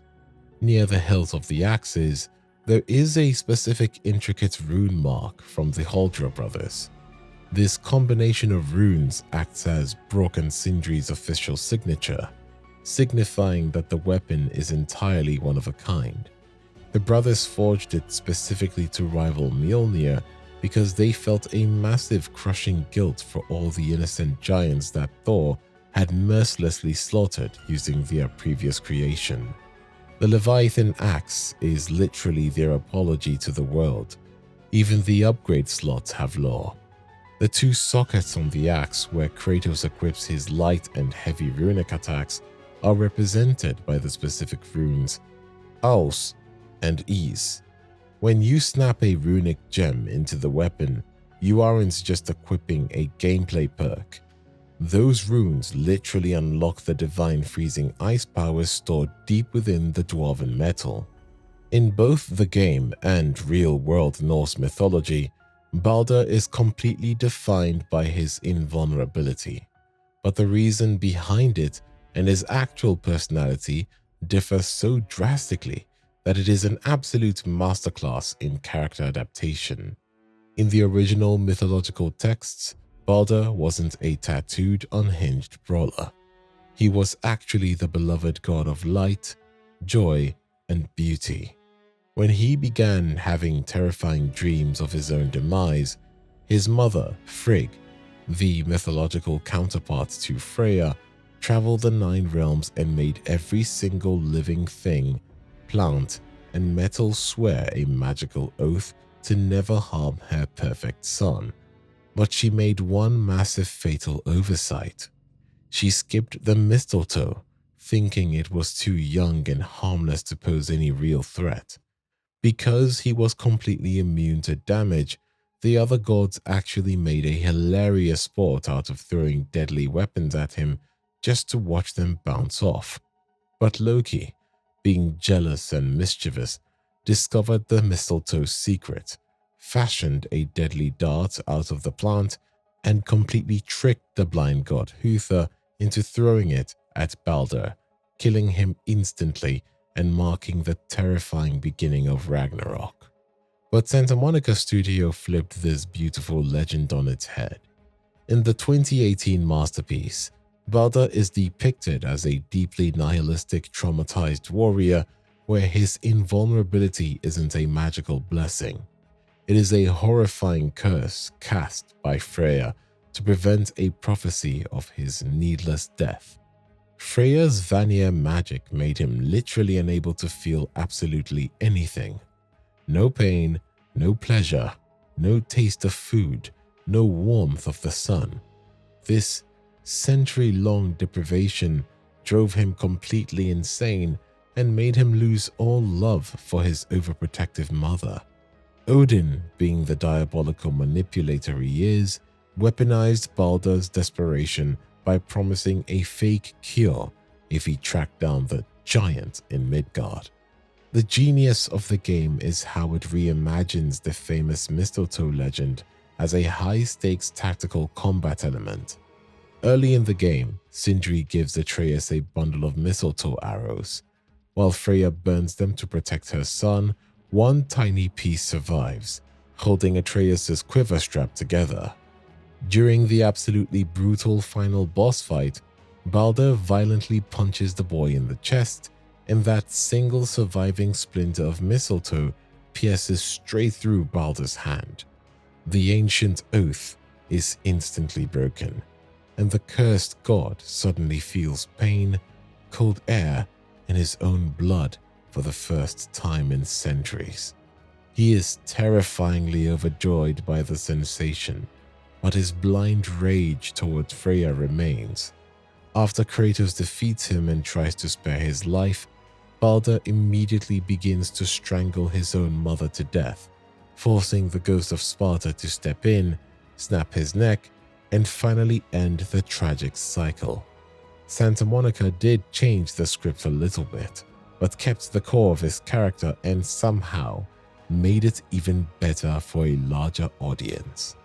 While the game kept the basics of Balder pretty much right, for the Valkyrie Queen, they did make some massive changes to her character. If you read the original Norse Eddas, Freya and Frigg are almost always treated as two entirely separate goddesses. Freya is the fierce leader of the Vanir associated with love, beauty, and magic, who gets first pick of the battle slain for her field. Frigg, on the other hand, is the queen of Aesir, Odin's loyal wife, and the actual mother of Balder, who traveled the world to extract those invulnerable oaths. But Santa Monica Studio decided to completely merge these two iconic figures into a single tragic person to simplify the incredibly messy Norse family tree. In the 2018 universe, Freya is the ex-queen of the Valkyries whose disastrous political marriage to Odin was meant to end the bloody Aesir-Vanir war. But when she finally left the Allfather, he viciously stripped her of her warrior spirit, her literal wings, and cursed her to be trapped in Midgard, completely unable to harm any living creature, even in self-defense. Stripped of her warrior aspect and reduced to only using her Sather magic, her entire existence became consumed by her son, Balder. She cast that invulnerability spell as an act of ultimate desperate motherly love, completely blinding herself to the fact that Balder viewed it as a lifetime of sensory torture. And when Kratos finally snaps Balder's neck to save her life, it shatters her reality, leading to her swearing a terrifying blood oath of vengeance against the ghost of Sparta and perfectly setting the stage for the sequel. But the most brilliant part of this character change is how the developers actually explain the real-world mythological confusion. During your travels, Mimir casually drops the lore that Odin specifically called her Frigg, purely as a manipulation tactic to erase her Vanir heritage and violently rebrand her as a proper Aesir queen. It is a genius narrative way to explain exactly why the history books recorded two separate goddesses, when in the God of War universe, it was just Freya suffering under Odin's toxic control the entire time. If you want Kratos to literally look like a walking volcano while taking the hardest hits in the game, you have to forge the legendary Smoldering Brimstone armor set. To even get your hands on this incredible fire armor, you must first hunt down the 4 hidden Muspelheim language ciphers tucked away in purple chests across Midgard. Once you finally unlock the fiery apocalyptic realm of Muspelheim, you can't just buy this gear from Broken Sindri. You have to earn it in Muspelheim trials. To forge the base pieces, you have to survive Surtur's brutal arena trials to harvest smoldering embers. But if you want to push this armor to its absolute maximum, that is the level 9 New Game Plus potential, you have to embark on a massive scavenger hunt across multiple different realms.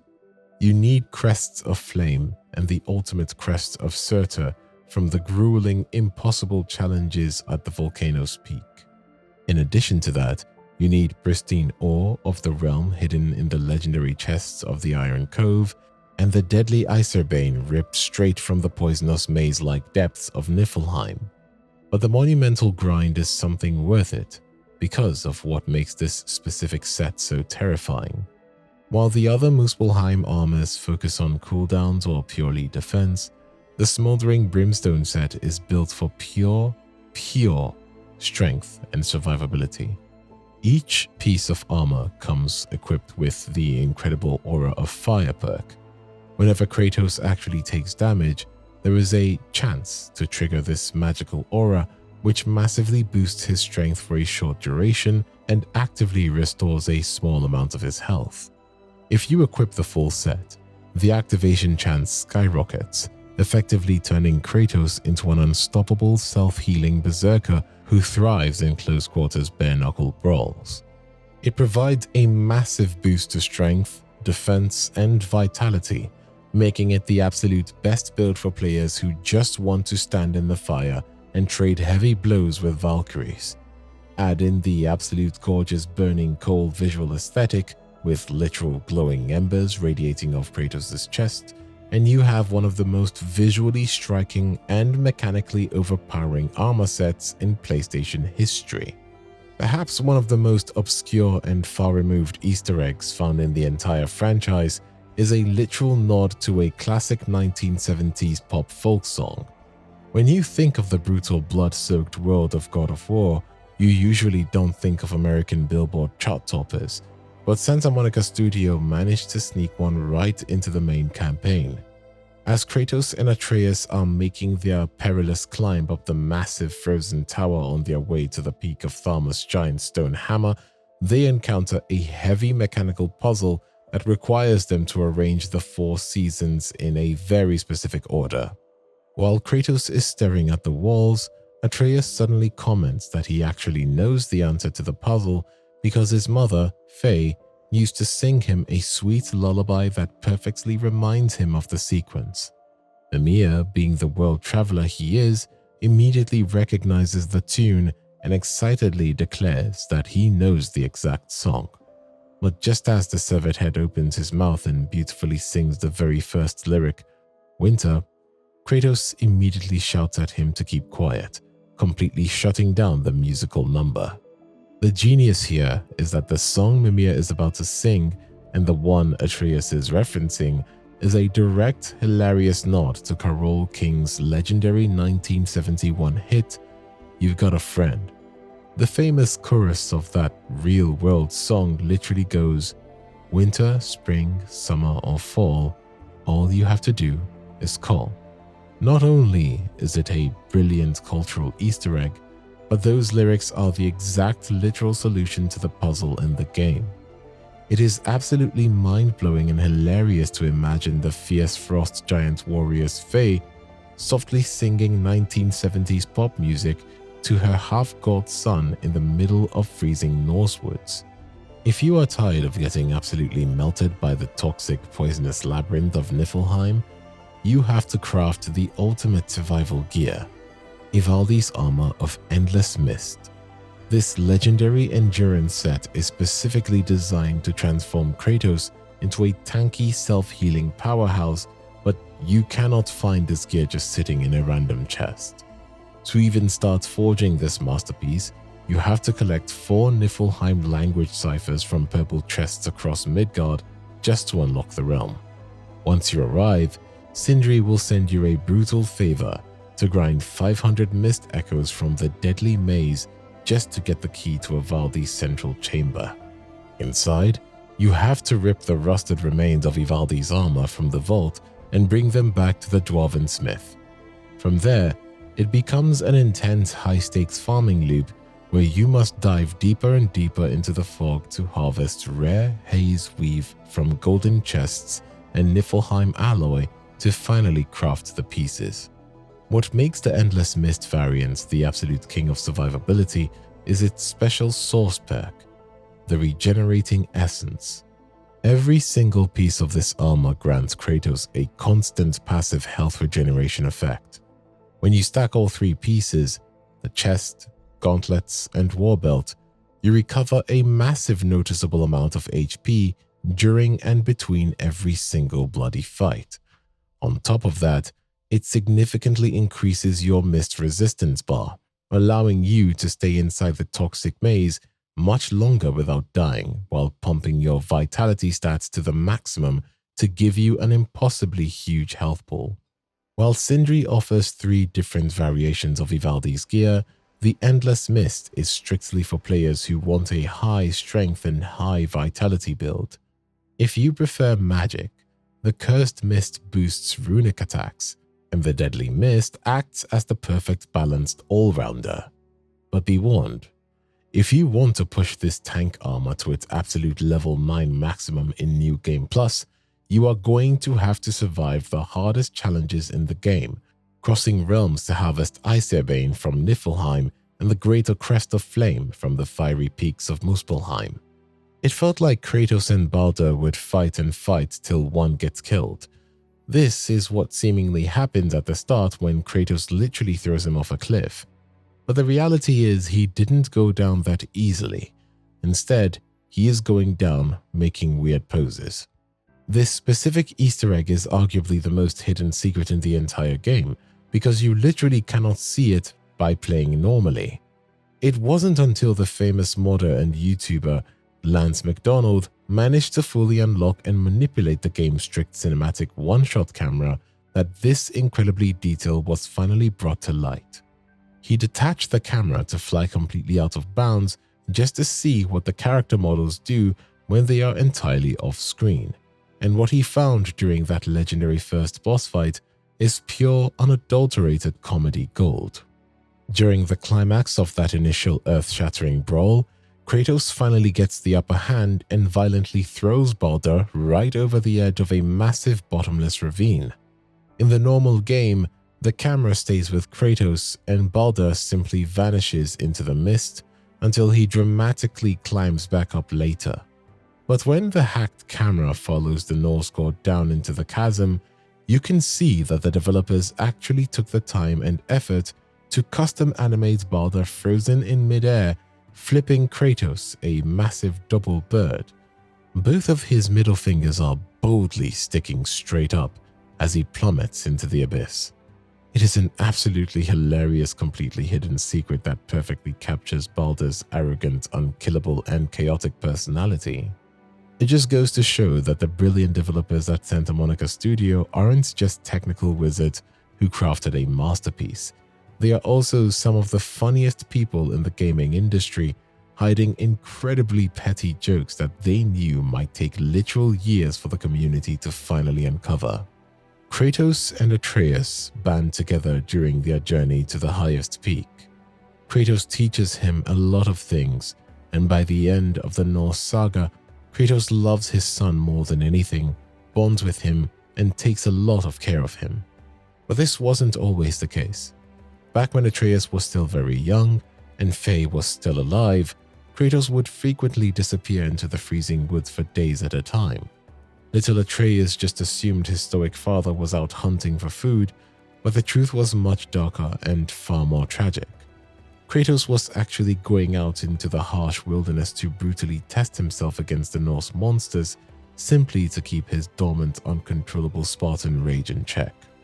He literally had to isolate himself to ensure the monster inside him wouldn't accidentally hurt his own family.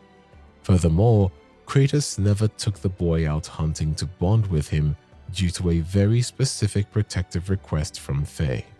Because Atreus was an incredibly sickly kid, plagued by the agonizing internal conflict of a god who believed he was just a mortal, Faye wanted to keep him safe and sheltered inside the magic barrier of their home.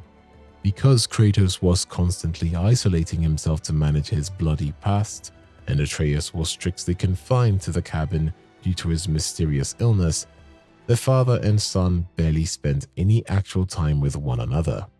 This heartbreaking dynamic is exactly why their relationship is so incredibly distant, cold, and awkward at the very beginning of the 2018 game.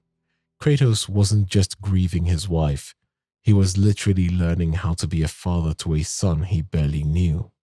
Due to his distance between them, there were originally plans for Kratos to be mean to his son. It is a common misconception in any work of media that the first draft is incredibly different from the final product, and God of War is absolutely no different. However, one particular early plan for Kratos and Atreus' relationship was so drastically different that it would have made the entire 2018 game feel unimaginably dark and incredibly uncomfortable to play. During the very early development phases, Santa Monica Studio wrote a version of Kratos that was much closer to his bloody, screaming, rage-fueled Greek iterations. Instead of being a stoic, distant father who was simply struggling to connect, he was originally written to be incredibly aggressive, harsh, and genuinely mean to Atreus. The studio wanted to show that Kratos was a terrible father who had to learn how to love, but they pushed the dial way too far. It actually got so bad during early internal playtesting that one person famously noted the dialogue was so aggressively cruel that it felt less like an epic father-son bonding journey and more like playing a literal child abuser simulator. I think that they made the right choice by not including this version of Kratos. Thankfully, Cory Barlog and the writing team immediately realized they had completely overcorrected. They heavily dialed back the aggression, replacing Kratos' outright anger with a deep, tragic awkwardness. He wasn't yelling because he hated the boy. He was grunting and remaining silent because he had absolutely no idea how to be a father without Faye there to bridge the gap. That massive narrative pivot completely saved the game, transforming it from a deeply uncomfortable experience into the ultimate emotional masterpiece we know today. Now hear me out. There was also a much calmer version of Kratos. Yeah, that's not a joke. When Santa Monica Studio realized that making the Ghost of Sparta too aggressive turned the game into a deeply uncomfortable child abuse simulator, they knew they had to fix it fast. Their entire goal was to show that Kratos had evolved from his bloody vengeful past, so they completely overcorrected and swung the pendulum entirely in the opposite direction. As a countermeasure to his earlier cruelty, the developers softened Kratos up significantly. They made him incredibly patient, deeply relaxed, and super gentle with Boy. But they quickly realized they had gone way too far. During internal playtesting, people pointed out that this version of Kratos was so unbelievably nice and calm that he didn't even feel like a Spartan anymore. They joked that he acted more like the soft-spoken Jedi Master Qui-Gon Jinn from Star Wars. Having Kratos act like a monk completely shattered the immersion, because it didn't make sense for a man who wiped out an entire pantheon to suddenly be that well-adjusted.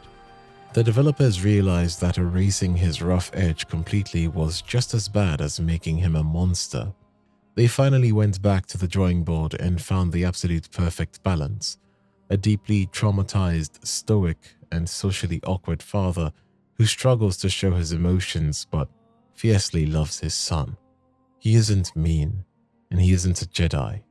He is just a tough dad trying his absolute best to be a better father. When the 2018 masterpiece kicks off, Kratos hands Atreus a bow and tasks him with tracking down a magical deer. On the surface, this looks like a standard physical survival test to see if the boy can handle the grueling journey ahead. And honestly, Atreus absolutely crushes it. For his standards, obviously.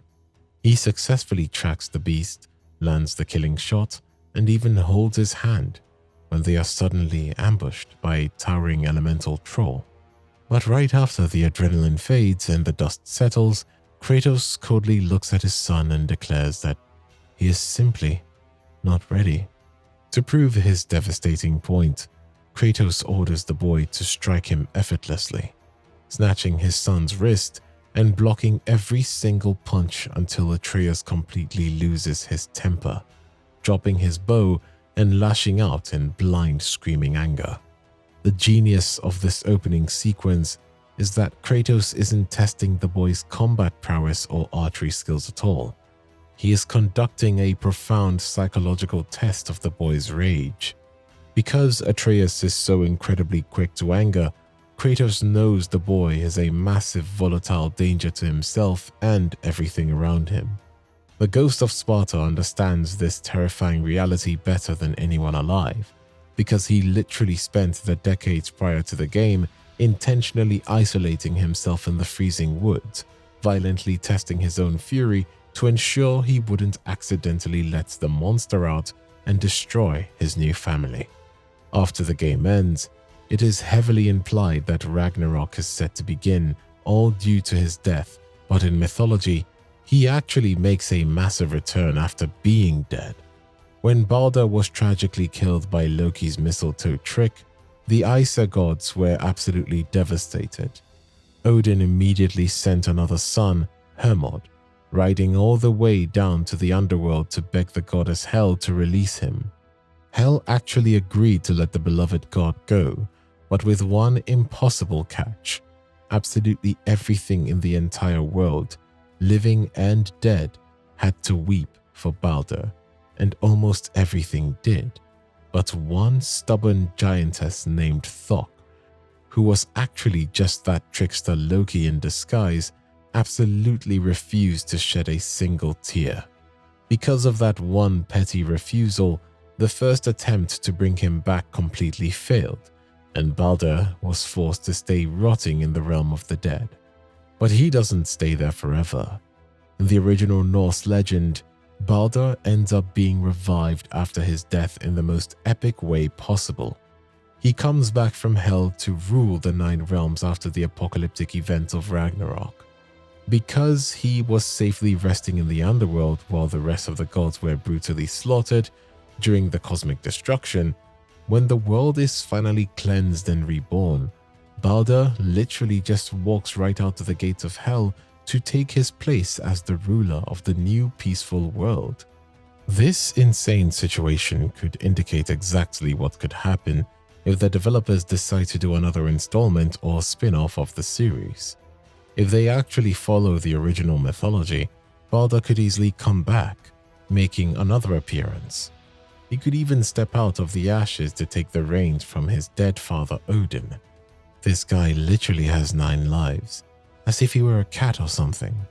Speaking of reviving Balder, why can't Freya simply revive him just like she revived Mimir? It is a massive question that fans constantly ask, especially since we literally see Freya use her ancient Vanir magic to bring a severed head back to life earlier in the game. But the tragic reality of Norse magic is that there is a massive difference between reanimating a freshly severed head and resurrecting a truly dead god. When Kratos chopped off the smartest man alive's head, Mimir wasn't actually dead in the traditional sense. He was imprisoned in an indestructible tree, and Kratos severed his head while his life force was still actively flowing through him. Kratos then immediately carried that freshly severed head straight to Freya, who used her magic to essentially catch the spark of life and reanimate the flesh before Mimir's soul could fully cross over into the afterlife. Mimir isn't fully alive. He exists in a permanent state of suspended animation, a talking, undead head. But Balder? Balder was completely undeniably killed. When Kratos snapped his neck, the mistletoe had already broken his invulnerability, and the last breath of life officially left his body. His soul was violently ejected from the mortal realm and sent straight to the afterlife. Freya's Vanir magic is unbelievably powerful, but even the queen of the Valkyries cannot pull a soul back from the realm of the dead once the cosmic threshold has been crossed. If she tried to use the exact same reanimation spell on Balder's corpse, she wouldn't get her beloved talking son back. She would just be creating a mindless rotting Hellwalker zombie. That is exactly why her grief at the end of the game is so absolutely terrifying and world-shattering. She knows, deep down, that not even her highest tier of god-level magic can reverse a true final death. When games like God of War use deeply rich historical or mythological bases for their game's lore, it inevitably leaves players scrambling to craft the best possible theories about the game world at large and what could possibly happen in the sequel.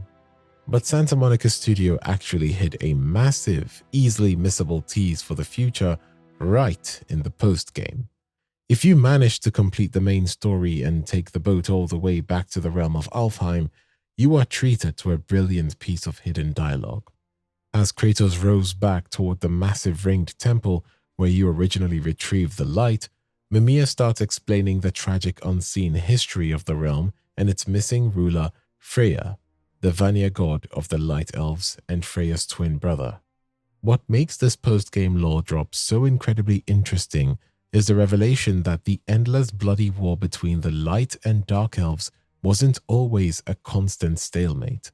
Mimir explains that Freyer actually managed to break a sacred fragile peace deal between the two warring factions. He didn't build that massive temple to be a military fortress. He built it as a shared holy sanctuary where both light and dark elves could peacefully coexist and equally share the coveted light of Alfheim. But when Odin's paranoia flared up and the Aesir-Vanir war escalated, the Allfather violently banished Freyr from the realm. Without Freyr's divine unifying presence to enforce that sacred treaty, the peace instantly shattered, plunging Alfheim right back into the brutal endless cycle of war that Kratos and Atreus stumble into centuries later. This casual boat conversation was the developer's genius way of planting the narrative seeds for Freyr's epic arrival in Ragnarok. If you love the ability to stop time, you need to get this beast of a talisman, and it's my personal favorite too. The Amulet of Kvasir is an absolute must-have piece of gear that completely transforms the flow of combat. It grants Kratos a passive perk called Realm Shift, which rewards aggressive high-risk gameplay. If you manage to perform a last-second dodge right before an enemy attack lands, the amulet violently rips the fabric of time, slowing down the entire world around you for roughly 1.5 to 2.5 seconds, depending on its upgrade level. The genius of this mechanic is that while the Valkyries or Draugr are completely frozen in slow motion, Kratos continues to move at his normal brutal speed. This massive advantage gives you the perfect window to safely reposition, charge up a devastating heavy attack, or unleash your longest runic ability without any risk of being interrupted, all while passively boosting your defense and vitality. To get your hands on this time-bending artifact, you have to take the boat off the beaten path during your time in Alfheim. If you explore the northern part of the Lake of Light, you will discover an optional island called the Light Elf Sanctuary. To conquer this area, you have to solve a series of tricky environmental route puzzles, perfectly lining up your throws with a Leviathan axe to slice through multiple glowing red veins in a single toss. Waiting for you at the end of this hidden sanctuary is a glowing legendary chest containing the amulet. But the most mind-blowing aspect of this talisman is the massive hidden secret evolution that you can only unlock during a New Game Plus playthrough. If you return to the Light Elf Sanctuary in New Game Plus, you will find the perfect version, the Amulet of Kvasir Plus. If you dedicate the rare Scap Slag and the Hack Silver required to fully upgrade this talisman to level 9, you can take it to Broken Sindri's shop and pull off the ultimate trade. Under the Special Items menu, the dwarves will literally tell you to trade in the maxed out talisman to permanently compress its magic into an enchantment called Kvasir Shard. This is a total game changer because you can now slot that incredibly overpowered last second dodge perk directly into an armor socket. This permanently frees up your main talisman slot for something else, meaning you can equip the Talisman of the Realms and effectively stack two completely different ways to stop time at once. There is another talisman which is literally broken and has its own benefits, and it is the ultimate broken when you are severely underleveled. It is called the Talisman of Cursed Power, a tactical level shifter found deep in the poisonous realm of Niflheim. When you activate this beast, Kratos releases a massive localized cloud of Niflheim's cursed fog called the Mist of Weakness. Any enemy caught inside the toxic cloud literally has their overall power level aggressively reduced. If you are fighting a monster with a purple 2 levels above you, or orange indicating 1 level above you, this mist violently drags them down to yellow or green. This gives you a monumental advantage because lower level enemies take significantly more damage, are infinitely easier to stun, and their previously unblockable one-hit kill red ring attack suddenly become completely blockable and parryable. On top of applying a weakness status effect that lowers their resistance to your ice and fire attacks, it also provides a fantastic passive boost to your runic, defense, and vitality stats. To secure this game-breaking artifact, you have to prove your mastery of the deadly Niflheim maze. After unlocking the realm with 4 Midgard ciphers and paying Sindri 500 mist echoes to access Ivaldi's central chamber, you have to grind exactly 2,500 mist echoes to pop open one of the legendary chests sitting inside the vault.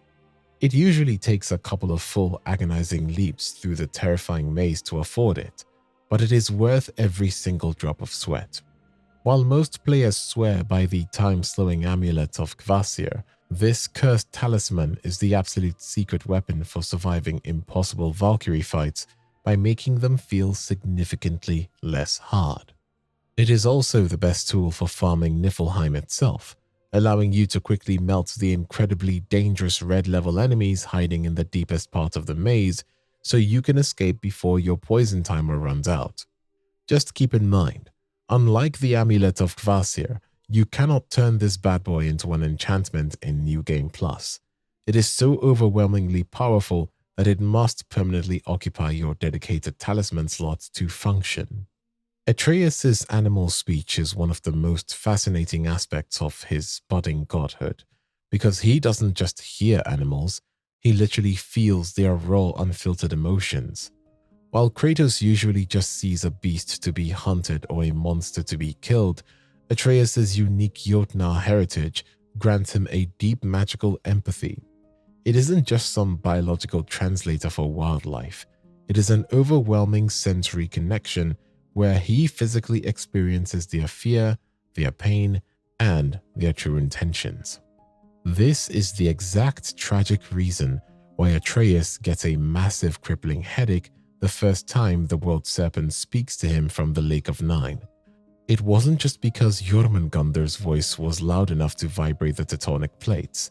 It was because Atreus' untrained, fragile mind was suddenly being violently bombarded by the ancient crushing sorrow, profound loneliness, and sheer magical weight of a massive creature that was violently displaced from its own timeline. Every time he talks to Freya's magical boar, the chained dragons, or the simple creatures of the woods, he is literally absorbing their emotional baggage, making his gift of language an incredibly heavy, exhausting psychological burden for a young child to carry. If you pay close attention to the brilliant environmental storytelling hidden throughout the game, Santa Monica Studio tucked away a heartbreaking blink-and-you-miss-it detail right inside Freya's magical woodland home. When Kratos and Atreus first enter the witch's house beneath the giant turtle Charlie, it is incredibly easy to get distracted by the cozy, glowing Vanir magic, the hanging flora, and the warm aesthetic. But if you actually pan the camera around and look closely at the walls of her home, there is a massive, incredibly specific missing spot where a grand display clearly used to be. The empty space is perfectly shaped like a massive pair of Valkyrie wings. This isn't just some random missing decoration. It is a permanent physical reminder of her deepest, most devastating trauma. When Odin stripped her of her warrior spirit and cursed her to be trapped in Midgard, he didn't just take her freedom. He ripped away her entire identity as the true queen of the Valkyries. The tragic reality is that Freya is forced to live in that treehouse every single day, constantly staring at the glaring empty space on her wall where her glorious feathered wings used to proudly hang before the All-Father humiliated her. One of the most chilling moments in the game is when Kratos sees visions of his past self killing his father. All his PTSD came back and he was left in a state of shock. Fans asked, does Zeus actually return? Is there a chance that he is still alive? Well, he doesn't exactly return because it was all happening in Kratos' mind. And that is because of the terrifying psychological nature of Helheim. Unlike the Greek underworld, which focused heavily on physical torment, Hell uses ancient Sather magic to violently force the dead and the living to relive their absolute worst moments and greatest shames on an endless torturous loop. When Kratos steps into the Bridge of the Damned, which Mimir explained is the very heart of Hell's power, where the most potent illusions occur, he is confronted by a massive spectral image of Zeus from the bloody finale of God of War 3. This illusion exists purely to torture Kratos, representing his greatest shame. It brutally mocks him with the undeniable fact that no matter how hard he tries to be a good man and a loving father to Atreus, he is fundamentally a monster and a god killer. But Kratos isn't the only one who falls victim to these brutal psychological traps. When Kratos and Atreus are trapped in Helheim together later in the game, we see exactly how the realm tortures everyone based on their own personal trauma. They witness a heartbreaking version of Balder and Freya, showing the exact moment Freya casts the spell of invulnerability on him. To Balder, this was the moment his life ended, and the realm forces him to re-watch his mother rob him of his senses over and over again. Even young Atreus is targeted, seeing a vision of his arrogant, cruel self murdering a defenseless Modi. It perfectly represents the boy's deepest fear of becoming the very monster his father constantly warned him about. The terrifying power of this illusion mechanic is exactly why Kratos is so incredibly desperate to keep Atreus out of Helheim in the first place. He knows that if the boy stays in that frozen wasteland for too long, the realm will reach directly into his mind and project the bloody horrifying truth of Kratos' past before he is ready to tell him. Ironically, that exact vision of Zeus is what finally connects the dots for Mimir. As the towering illusion looms over them, Kratos growls, "Get out of my head, father." It is right then and there that the smartest man alive finally realizes the truth, famously exclaiming, "Your father was Zeus? Well, that explains a lot. I'm dangling from the hip of the bloody ghost of Sparta." If the memories they saw were illusions, then who were these Hellwalkers? Were they real people? Yes, they truly were. The Hellwalkers aren't just random generic zombies spawned for Kratos to punch. They are the deeply tragic physical remains of innocent souls who were completely denied their proper place in the Norse cosmos. Normally, when a mortal dies a dishonorable death from old age or sickness, their soul is meant to peacefully travel to Helheim to rest. But because Odin violently corrupted Queen Sigrun and her Valkyries, they completely stopped performing their sacred cosmic duty of sorting the dead. As a result, Helheim became completely overstuffed. The gates of hell were literally slammed shut to new arrivals, and the rotting lost souls of the dead began to spill back into the land of the living, completely overrunning Midgard. Because these poor souls could not cross over, they were trapped in a horrifying limbo state where the freezing blue Sather magic of Helheim began to violently infect them. Just like Kratos and Atreus, this dark magic forced these normal people to relive their absolute worst shames and deepest fears on an endless psychological loop. Once a soul's mind finally snaps from torture, it loses all of its humanity and transforms into a Hellwalker, a mindless frozen husk driven only by a primal instinct to freeze itself by violently consuming the heat and life of others.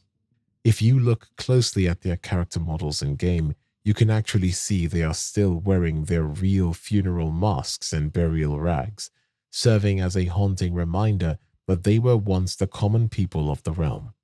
This tragic lore translates into gameplay brilliance in a way as well. Because these monsters are born from the absolute zero temperatures of Helheim, they are completely immune to the freezing magic of the Leviathan axe. This is the exact desperate reason why Kratos is forced to go back home and dig up his deeply shameful past. The ancient primordial fire of his Greek blade of chaos is the literal only thing capable of burning through the magical frost armor, protecting a giant hellwalker using the same illusion magic to defend the realm. And when Kratos brutally murders him, it creates a massive power vacuum in the underworld that isn't resolved until the events of Ragnarok. Freya with her magic reanimates the huge giant Thammer, and the battlefield instantly changes. But one question comes to mind. Who in the hell could take this huge monster down? Well, there could only be one giant killer. We all know his name. Thor. Thammer was a legendary stonesman and one of the absolute greatest giants who originally came to Midgard specifically to build a massive wall to protect his people from the cruel Aesir. But tragedy struck when he got into a booming, earth-shaking argument with his own son, Hrimthur, and chased him deep into the woods. While the giant was lost and alone, the god of thunder violently ambushed him. During their cataclysmic battle, Thor brutally drove Thammer's own giant mason's chisel straight through his skull. As Thammer fell, the impact was so unbelievably massive that his body completely leveled an entire village, creating the frozen wasteland now known as Thammer's Corpse. But Mimir reveals that this wasn't just a random chaotic fall. The giants actually used their incredible magic and foresight to orchestrate his descent. Because he was a giant of the north, Thammer's dying breath was a blast of eternal magical frost. The giant manipulated his colossal body as he fell so that his mouth remained permanently open, constantly emitting a ferocious magic ice storm that completely encased the entire surrounding area in impenetrable ice. This massive ice shield served to purposefully hide and protect the hidden chamber of Odin, and most importantly, the secret path to the magic chisel needed to finally reach Jotunheim. Because Thammer was a master stonemason, his chisel was naturally imbued with the incredible power to literally open any lock. By dying right there in the snow, Thammer effectively became a massive frozen vault for his own tool, forcing Kratos and Atreus to navigate his frozen beard and jewelry just to break off a tiny piece of the tip. But the most brilliant part of this lore is the massive hidden layer of revenge. Thammer's son, Hrimthur, later disguised himself as a mortal builder and actively offered to finish the Great Wall around Asgard for Odin.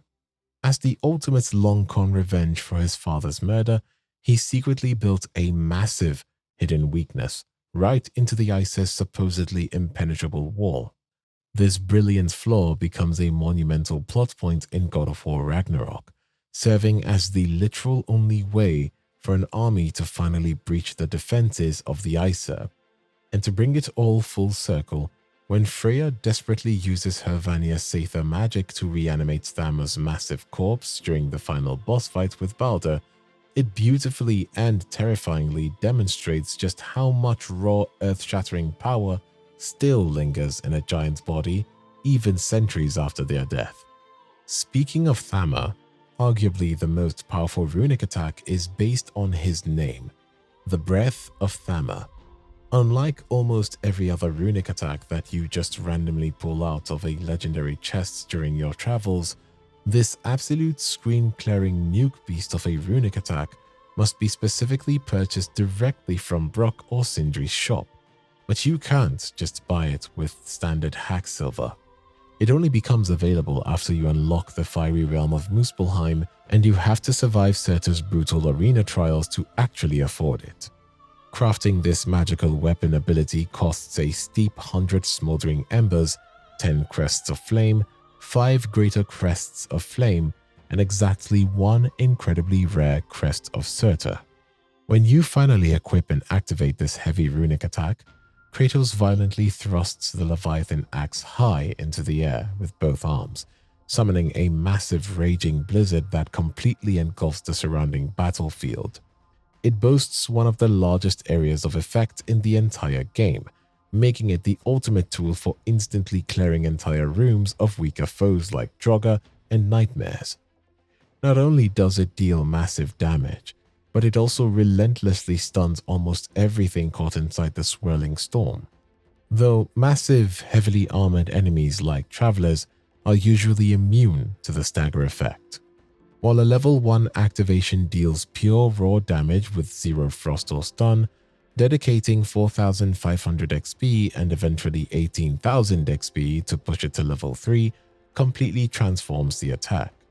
Maxing it out adds a devastating layer of frost damage to every single hit, effectively freezing absolutely anything lucky enough to survive the initial blast. But you have to be incredibly tactical when unleashing this giant's magic. Because of its sheer devastating power, it comes with 2 massive, highly punishing drawbacks. First, Kratos is completely animation locked.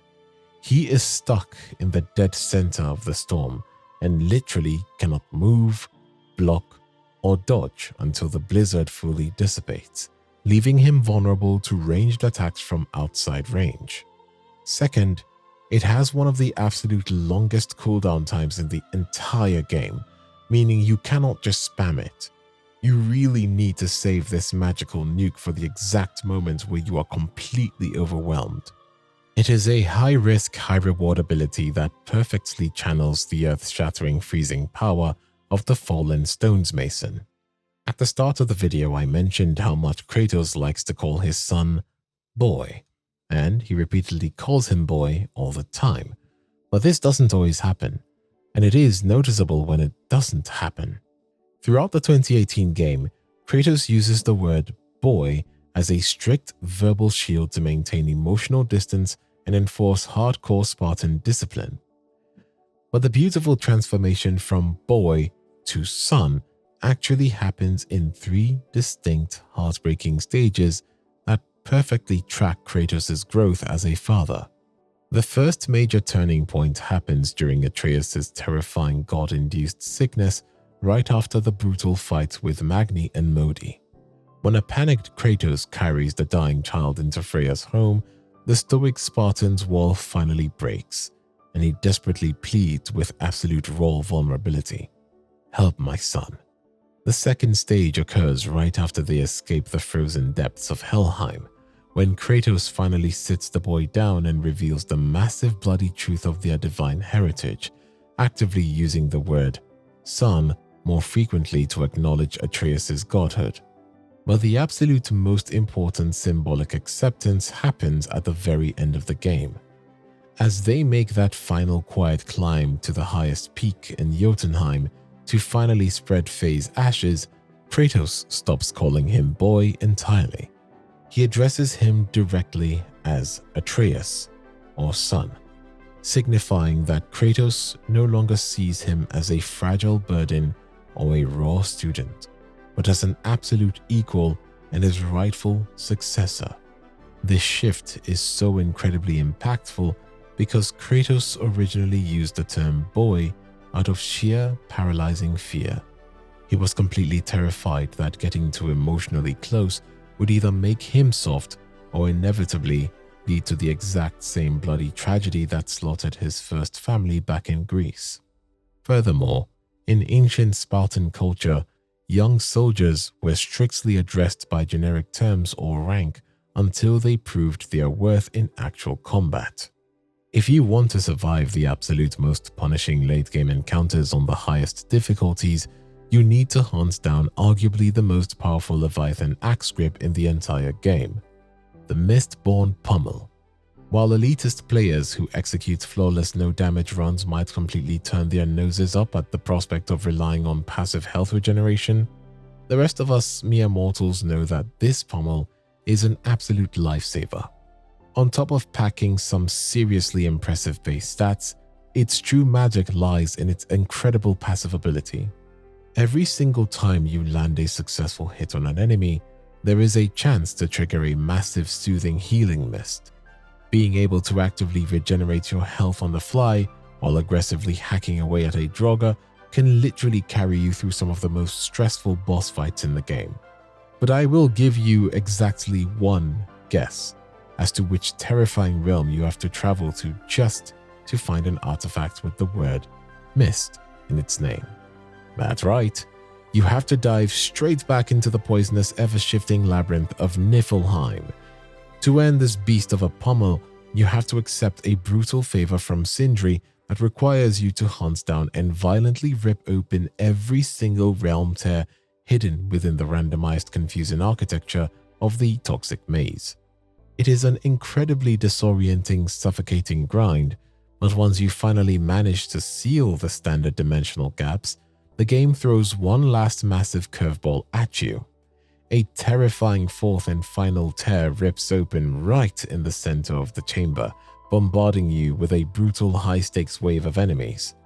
If you can manage to survive that ultimate poison-filled onslaught, you are finally rewarded with the legendary Mistbrrr Pummel, ensuring you almost never have to burn through a resurrection stone again.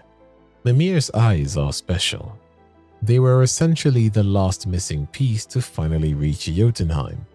But what's so special about his eyes? How are they different? The truth behind those glowing yellow eyes is really wild. They are not normal eyes at all. They are pure Bifrost crystals.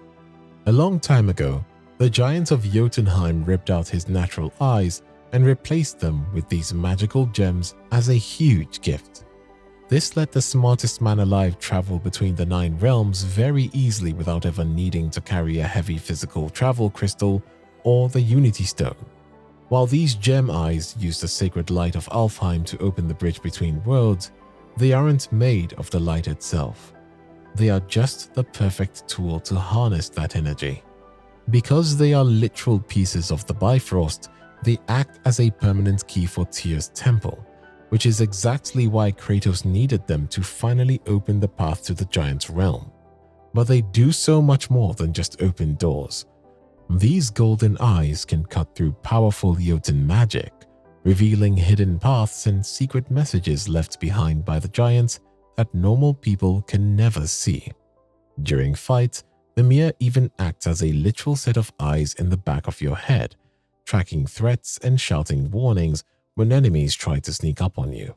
And if you play through to the post-game of Ragnarok, the Dwarven brothers Brok and Sindri build a special harness for him called Huldra Project 9, letting Mimir fire powerful laser beams of blinding Bifrost energy right out of his eyes to damage enemies. The current system for realm travel in the Norse God of War series is a grounded physical process that relies on ancient architecture and magical conduits, but it has evolved significantly from its early development concepts. In the final version of the game, everything is anchored to Tyr's temple and the Bifrost. This massive temple at the center of the Lake of Nine serves as the only place where you can cross between the worlds. You use the Bifrost as a handheld key to catch the light of Alfheim and tune the temple to the right realm. By physically rotating the giant bridge outside, you align it with a specific realm tower, which focuses energy through huge crystals to stabilize the path into the realm between realms, a physical version of the roots of the world tree Yggdrasil. However, the original design concept was much more abstract and used a lens or window system. During early development, Santa Monica Studio wanted the realms to be layered directly on top of each other. Instead of going to a separate temple, Kratos was originally intended to use magical lenses to look through the veil of his current world and see another realm in real time, similar to the magical windows in Freya's house. This would have allowed Kratos to align the worlds and step through the boundary from almost any point. This lens idea was eventually scrapped because of massive technical hurdles. For a lens to show a different realm in real time, the game engine would have to render 2 huge environments at once, which would have crushed the frame rate and used up too much memory. The PlayStation 4 also needed time to dump the old world and load the new one, and a seamless step through it didn't provide enough time for that to happen in the background. The technical genius of the world tree was the ultimate solution to these hurdles. The developers created the realm between realms as a pocket dimension to hide the loading process. Because this walking path is graphically simple, it loads almost instantly, moving Kratos out of the heavy previous environment. While you are walking and listening to Mimir or Atreus talk, the game is actually busy loading the next realm in the background. The exit door only appears once the new world is fully ready to play. This clever trick allowed director Cory Barlog to keep the camera strictly on Kratos without ever cutting to a black loading screen, preserving the immersion of a single continuous journey in God of War Ragnarok. This was refined even further for the PlayStation 5, where the loading is so fast the door often appears right away, though the characters still keep talking so you don't miss any important story details. Defeating a Valkyrie isn't just an achievement to tell your kids, it gives some of the most overpowered items as well.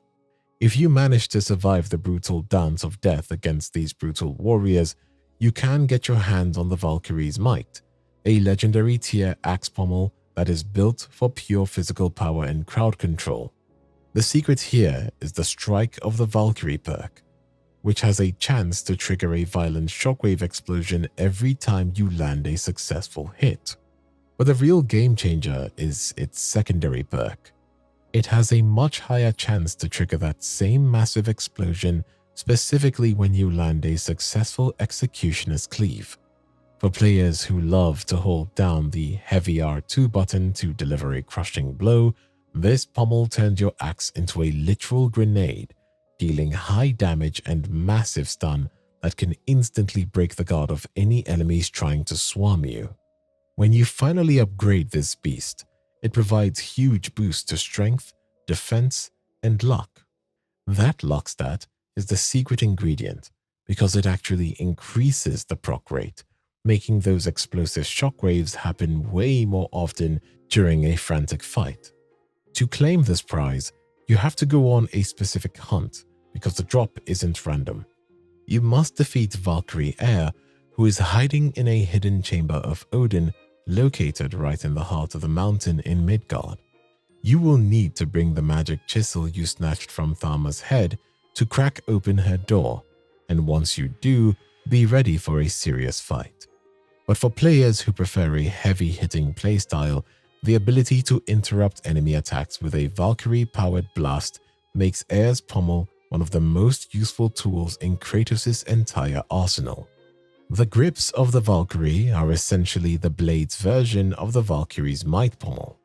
And if you want to look cool for Atreus, these are the flashy choice. These high-tier grips turn the Blades of Chaos into a tool for pure strength and runic dominance.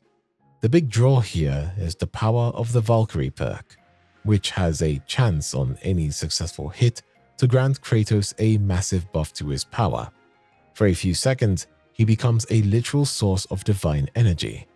While the axe version is all about explosions, these grips focus on stacking power, and the visual effect of the Valkyrie energy surrounding the blades make every swing look significantly more godlike. They offer a huge boost to strength, runic, and cooldown stats, making them the best in the game if you love spamming those L1 runic moves. The best part is that you don't have to kill all 9 Valkyries to get these. You only need to take down one specific warrior. You'll find Valkyrie Olren hidden in the hidden chamber of Odin in Alfheim. Honestly, Olren is considered one of the easier Valkyries because she has lower health than others, even though she is incredibly fast. If you walk in with a full Spartan rage meter, you can usually just bully her through most of the fight without breaking a sweat. But if you really aren't feeling the grind and just want the loot, you can make it easier for yourself, sometimes without being a tryhard. You can get items in games. You can totally cheese the fight by lowering the difficulty to give me a story just for this encounter. It doesn't affect the loot drops at all, so you'll get the gear and the cool dad points with Atreus immediately, allowing you to get back to the main story without the massive headache of a high difficulty grind.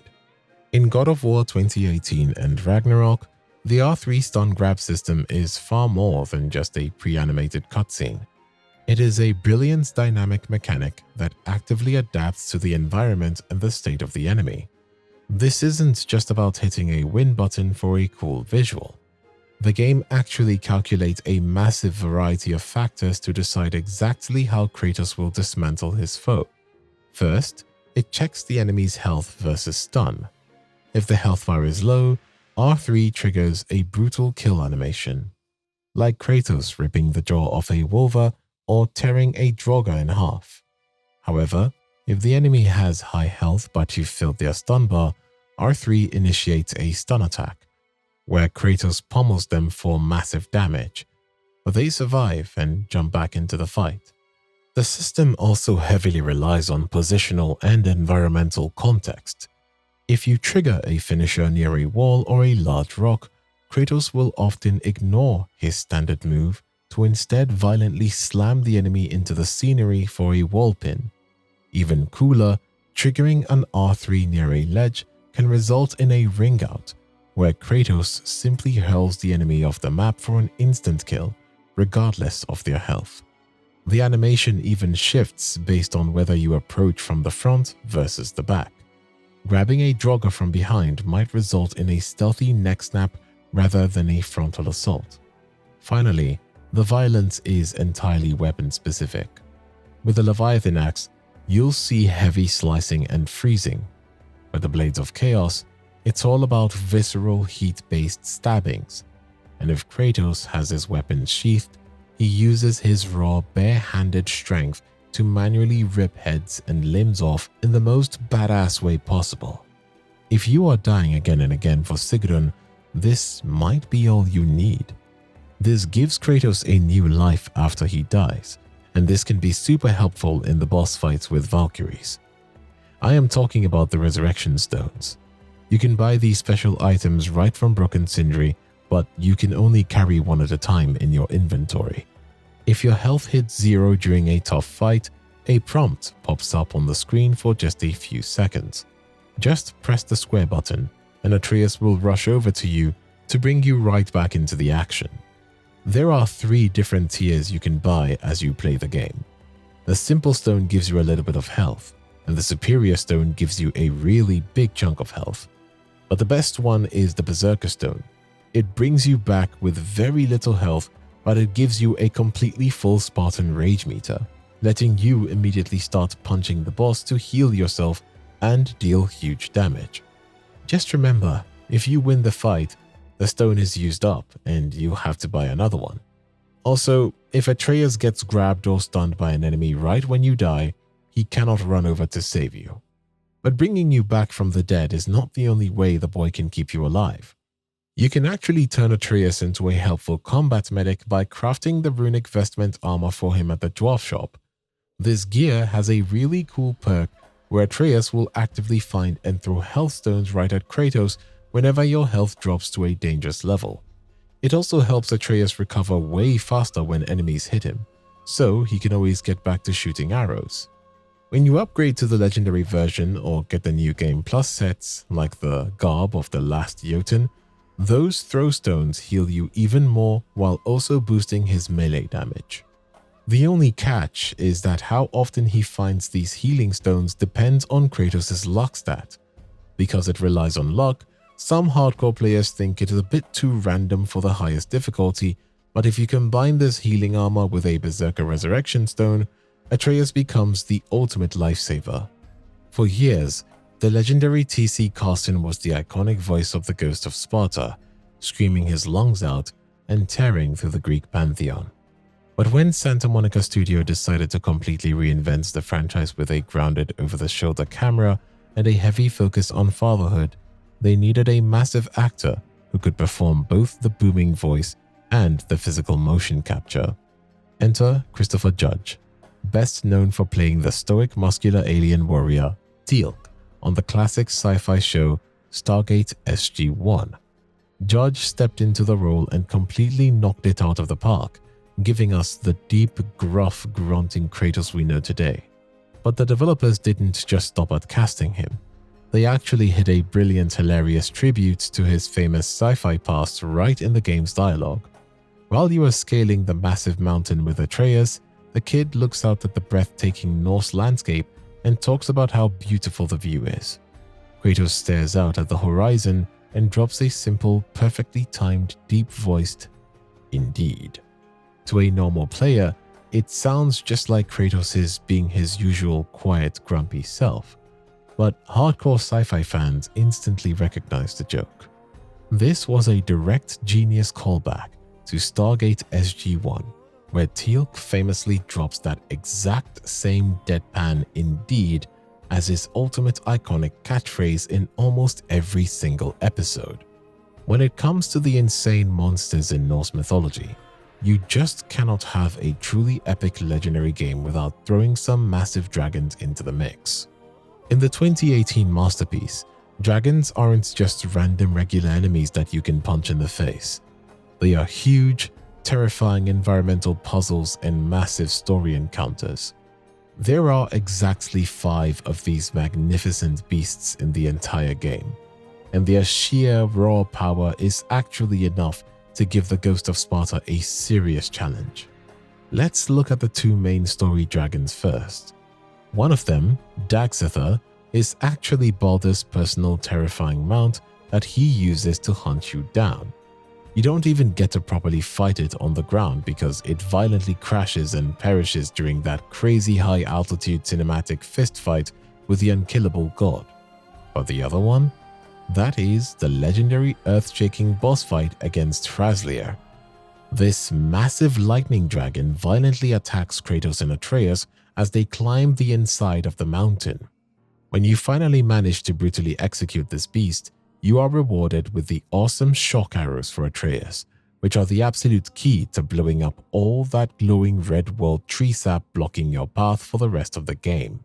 But the real meat of the dragon lore lies in an epic map-spanning side quest to track down and liberate 3 huge imprisoned dragons, Fafnir, Ota, and Regin.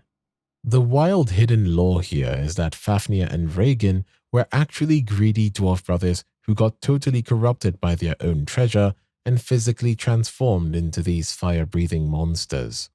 To set them free, you have to run around their massive arenas, fighting off brutal hordes of trolls and Draugr while actively dodging the dragon's own furious fire and lightning attacks because they are too angry to realize you are trying to help.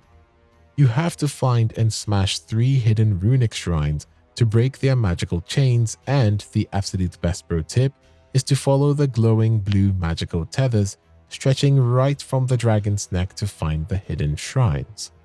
Once you successfully shatter the bindings, these beasts will roar and fly off into the sky, leaving behind some incredibly rare crafting loot and finally unlocking that sweet, dangerous skies trophy. Earlier, I mentioned how Atreus was almost cut from the game, and his character was a lot different in earlier builds. But what makes his character even more amazing is what actually inspired it.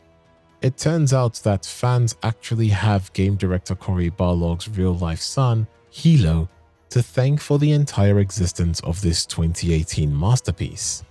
According to Barlog, the game's deeply emotional storyline was directly born from the beautiful idea of an epic mythical adventure he would love to take with his own son.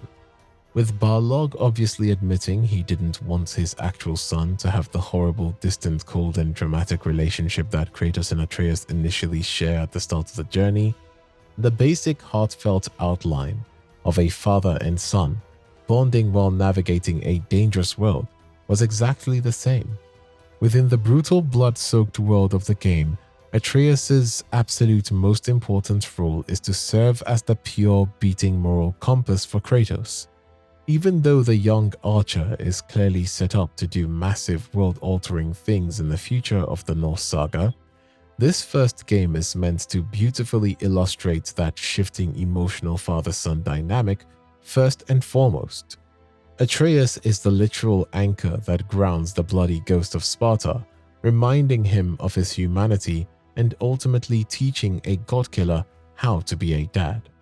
Did you know that the quiet emotional opening of the 2018 masterpiece actually shares a massive hilarious connection with a classic 1980s action movie?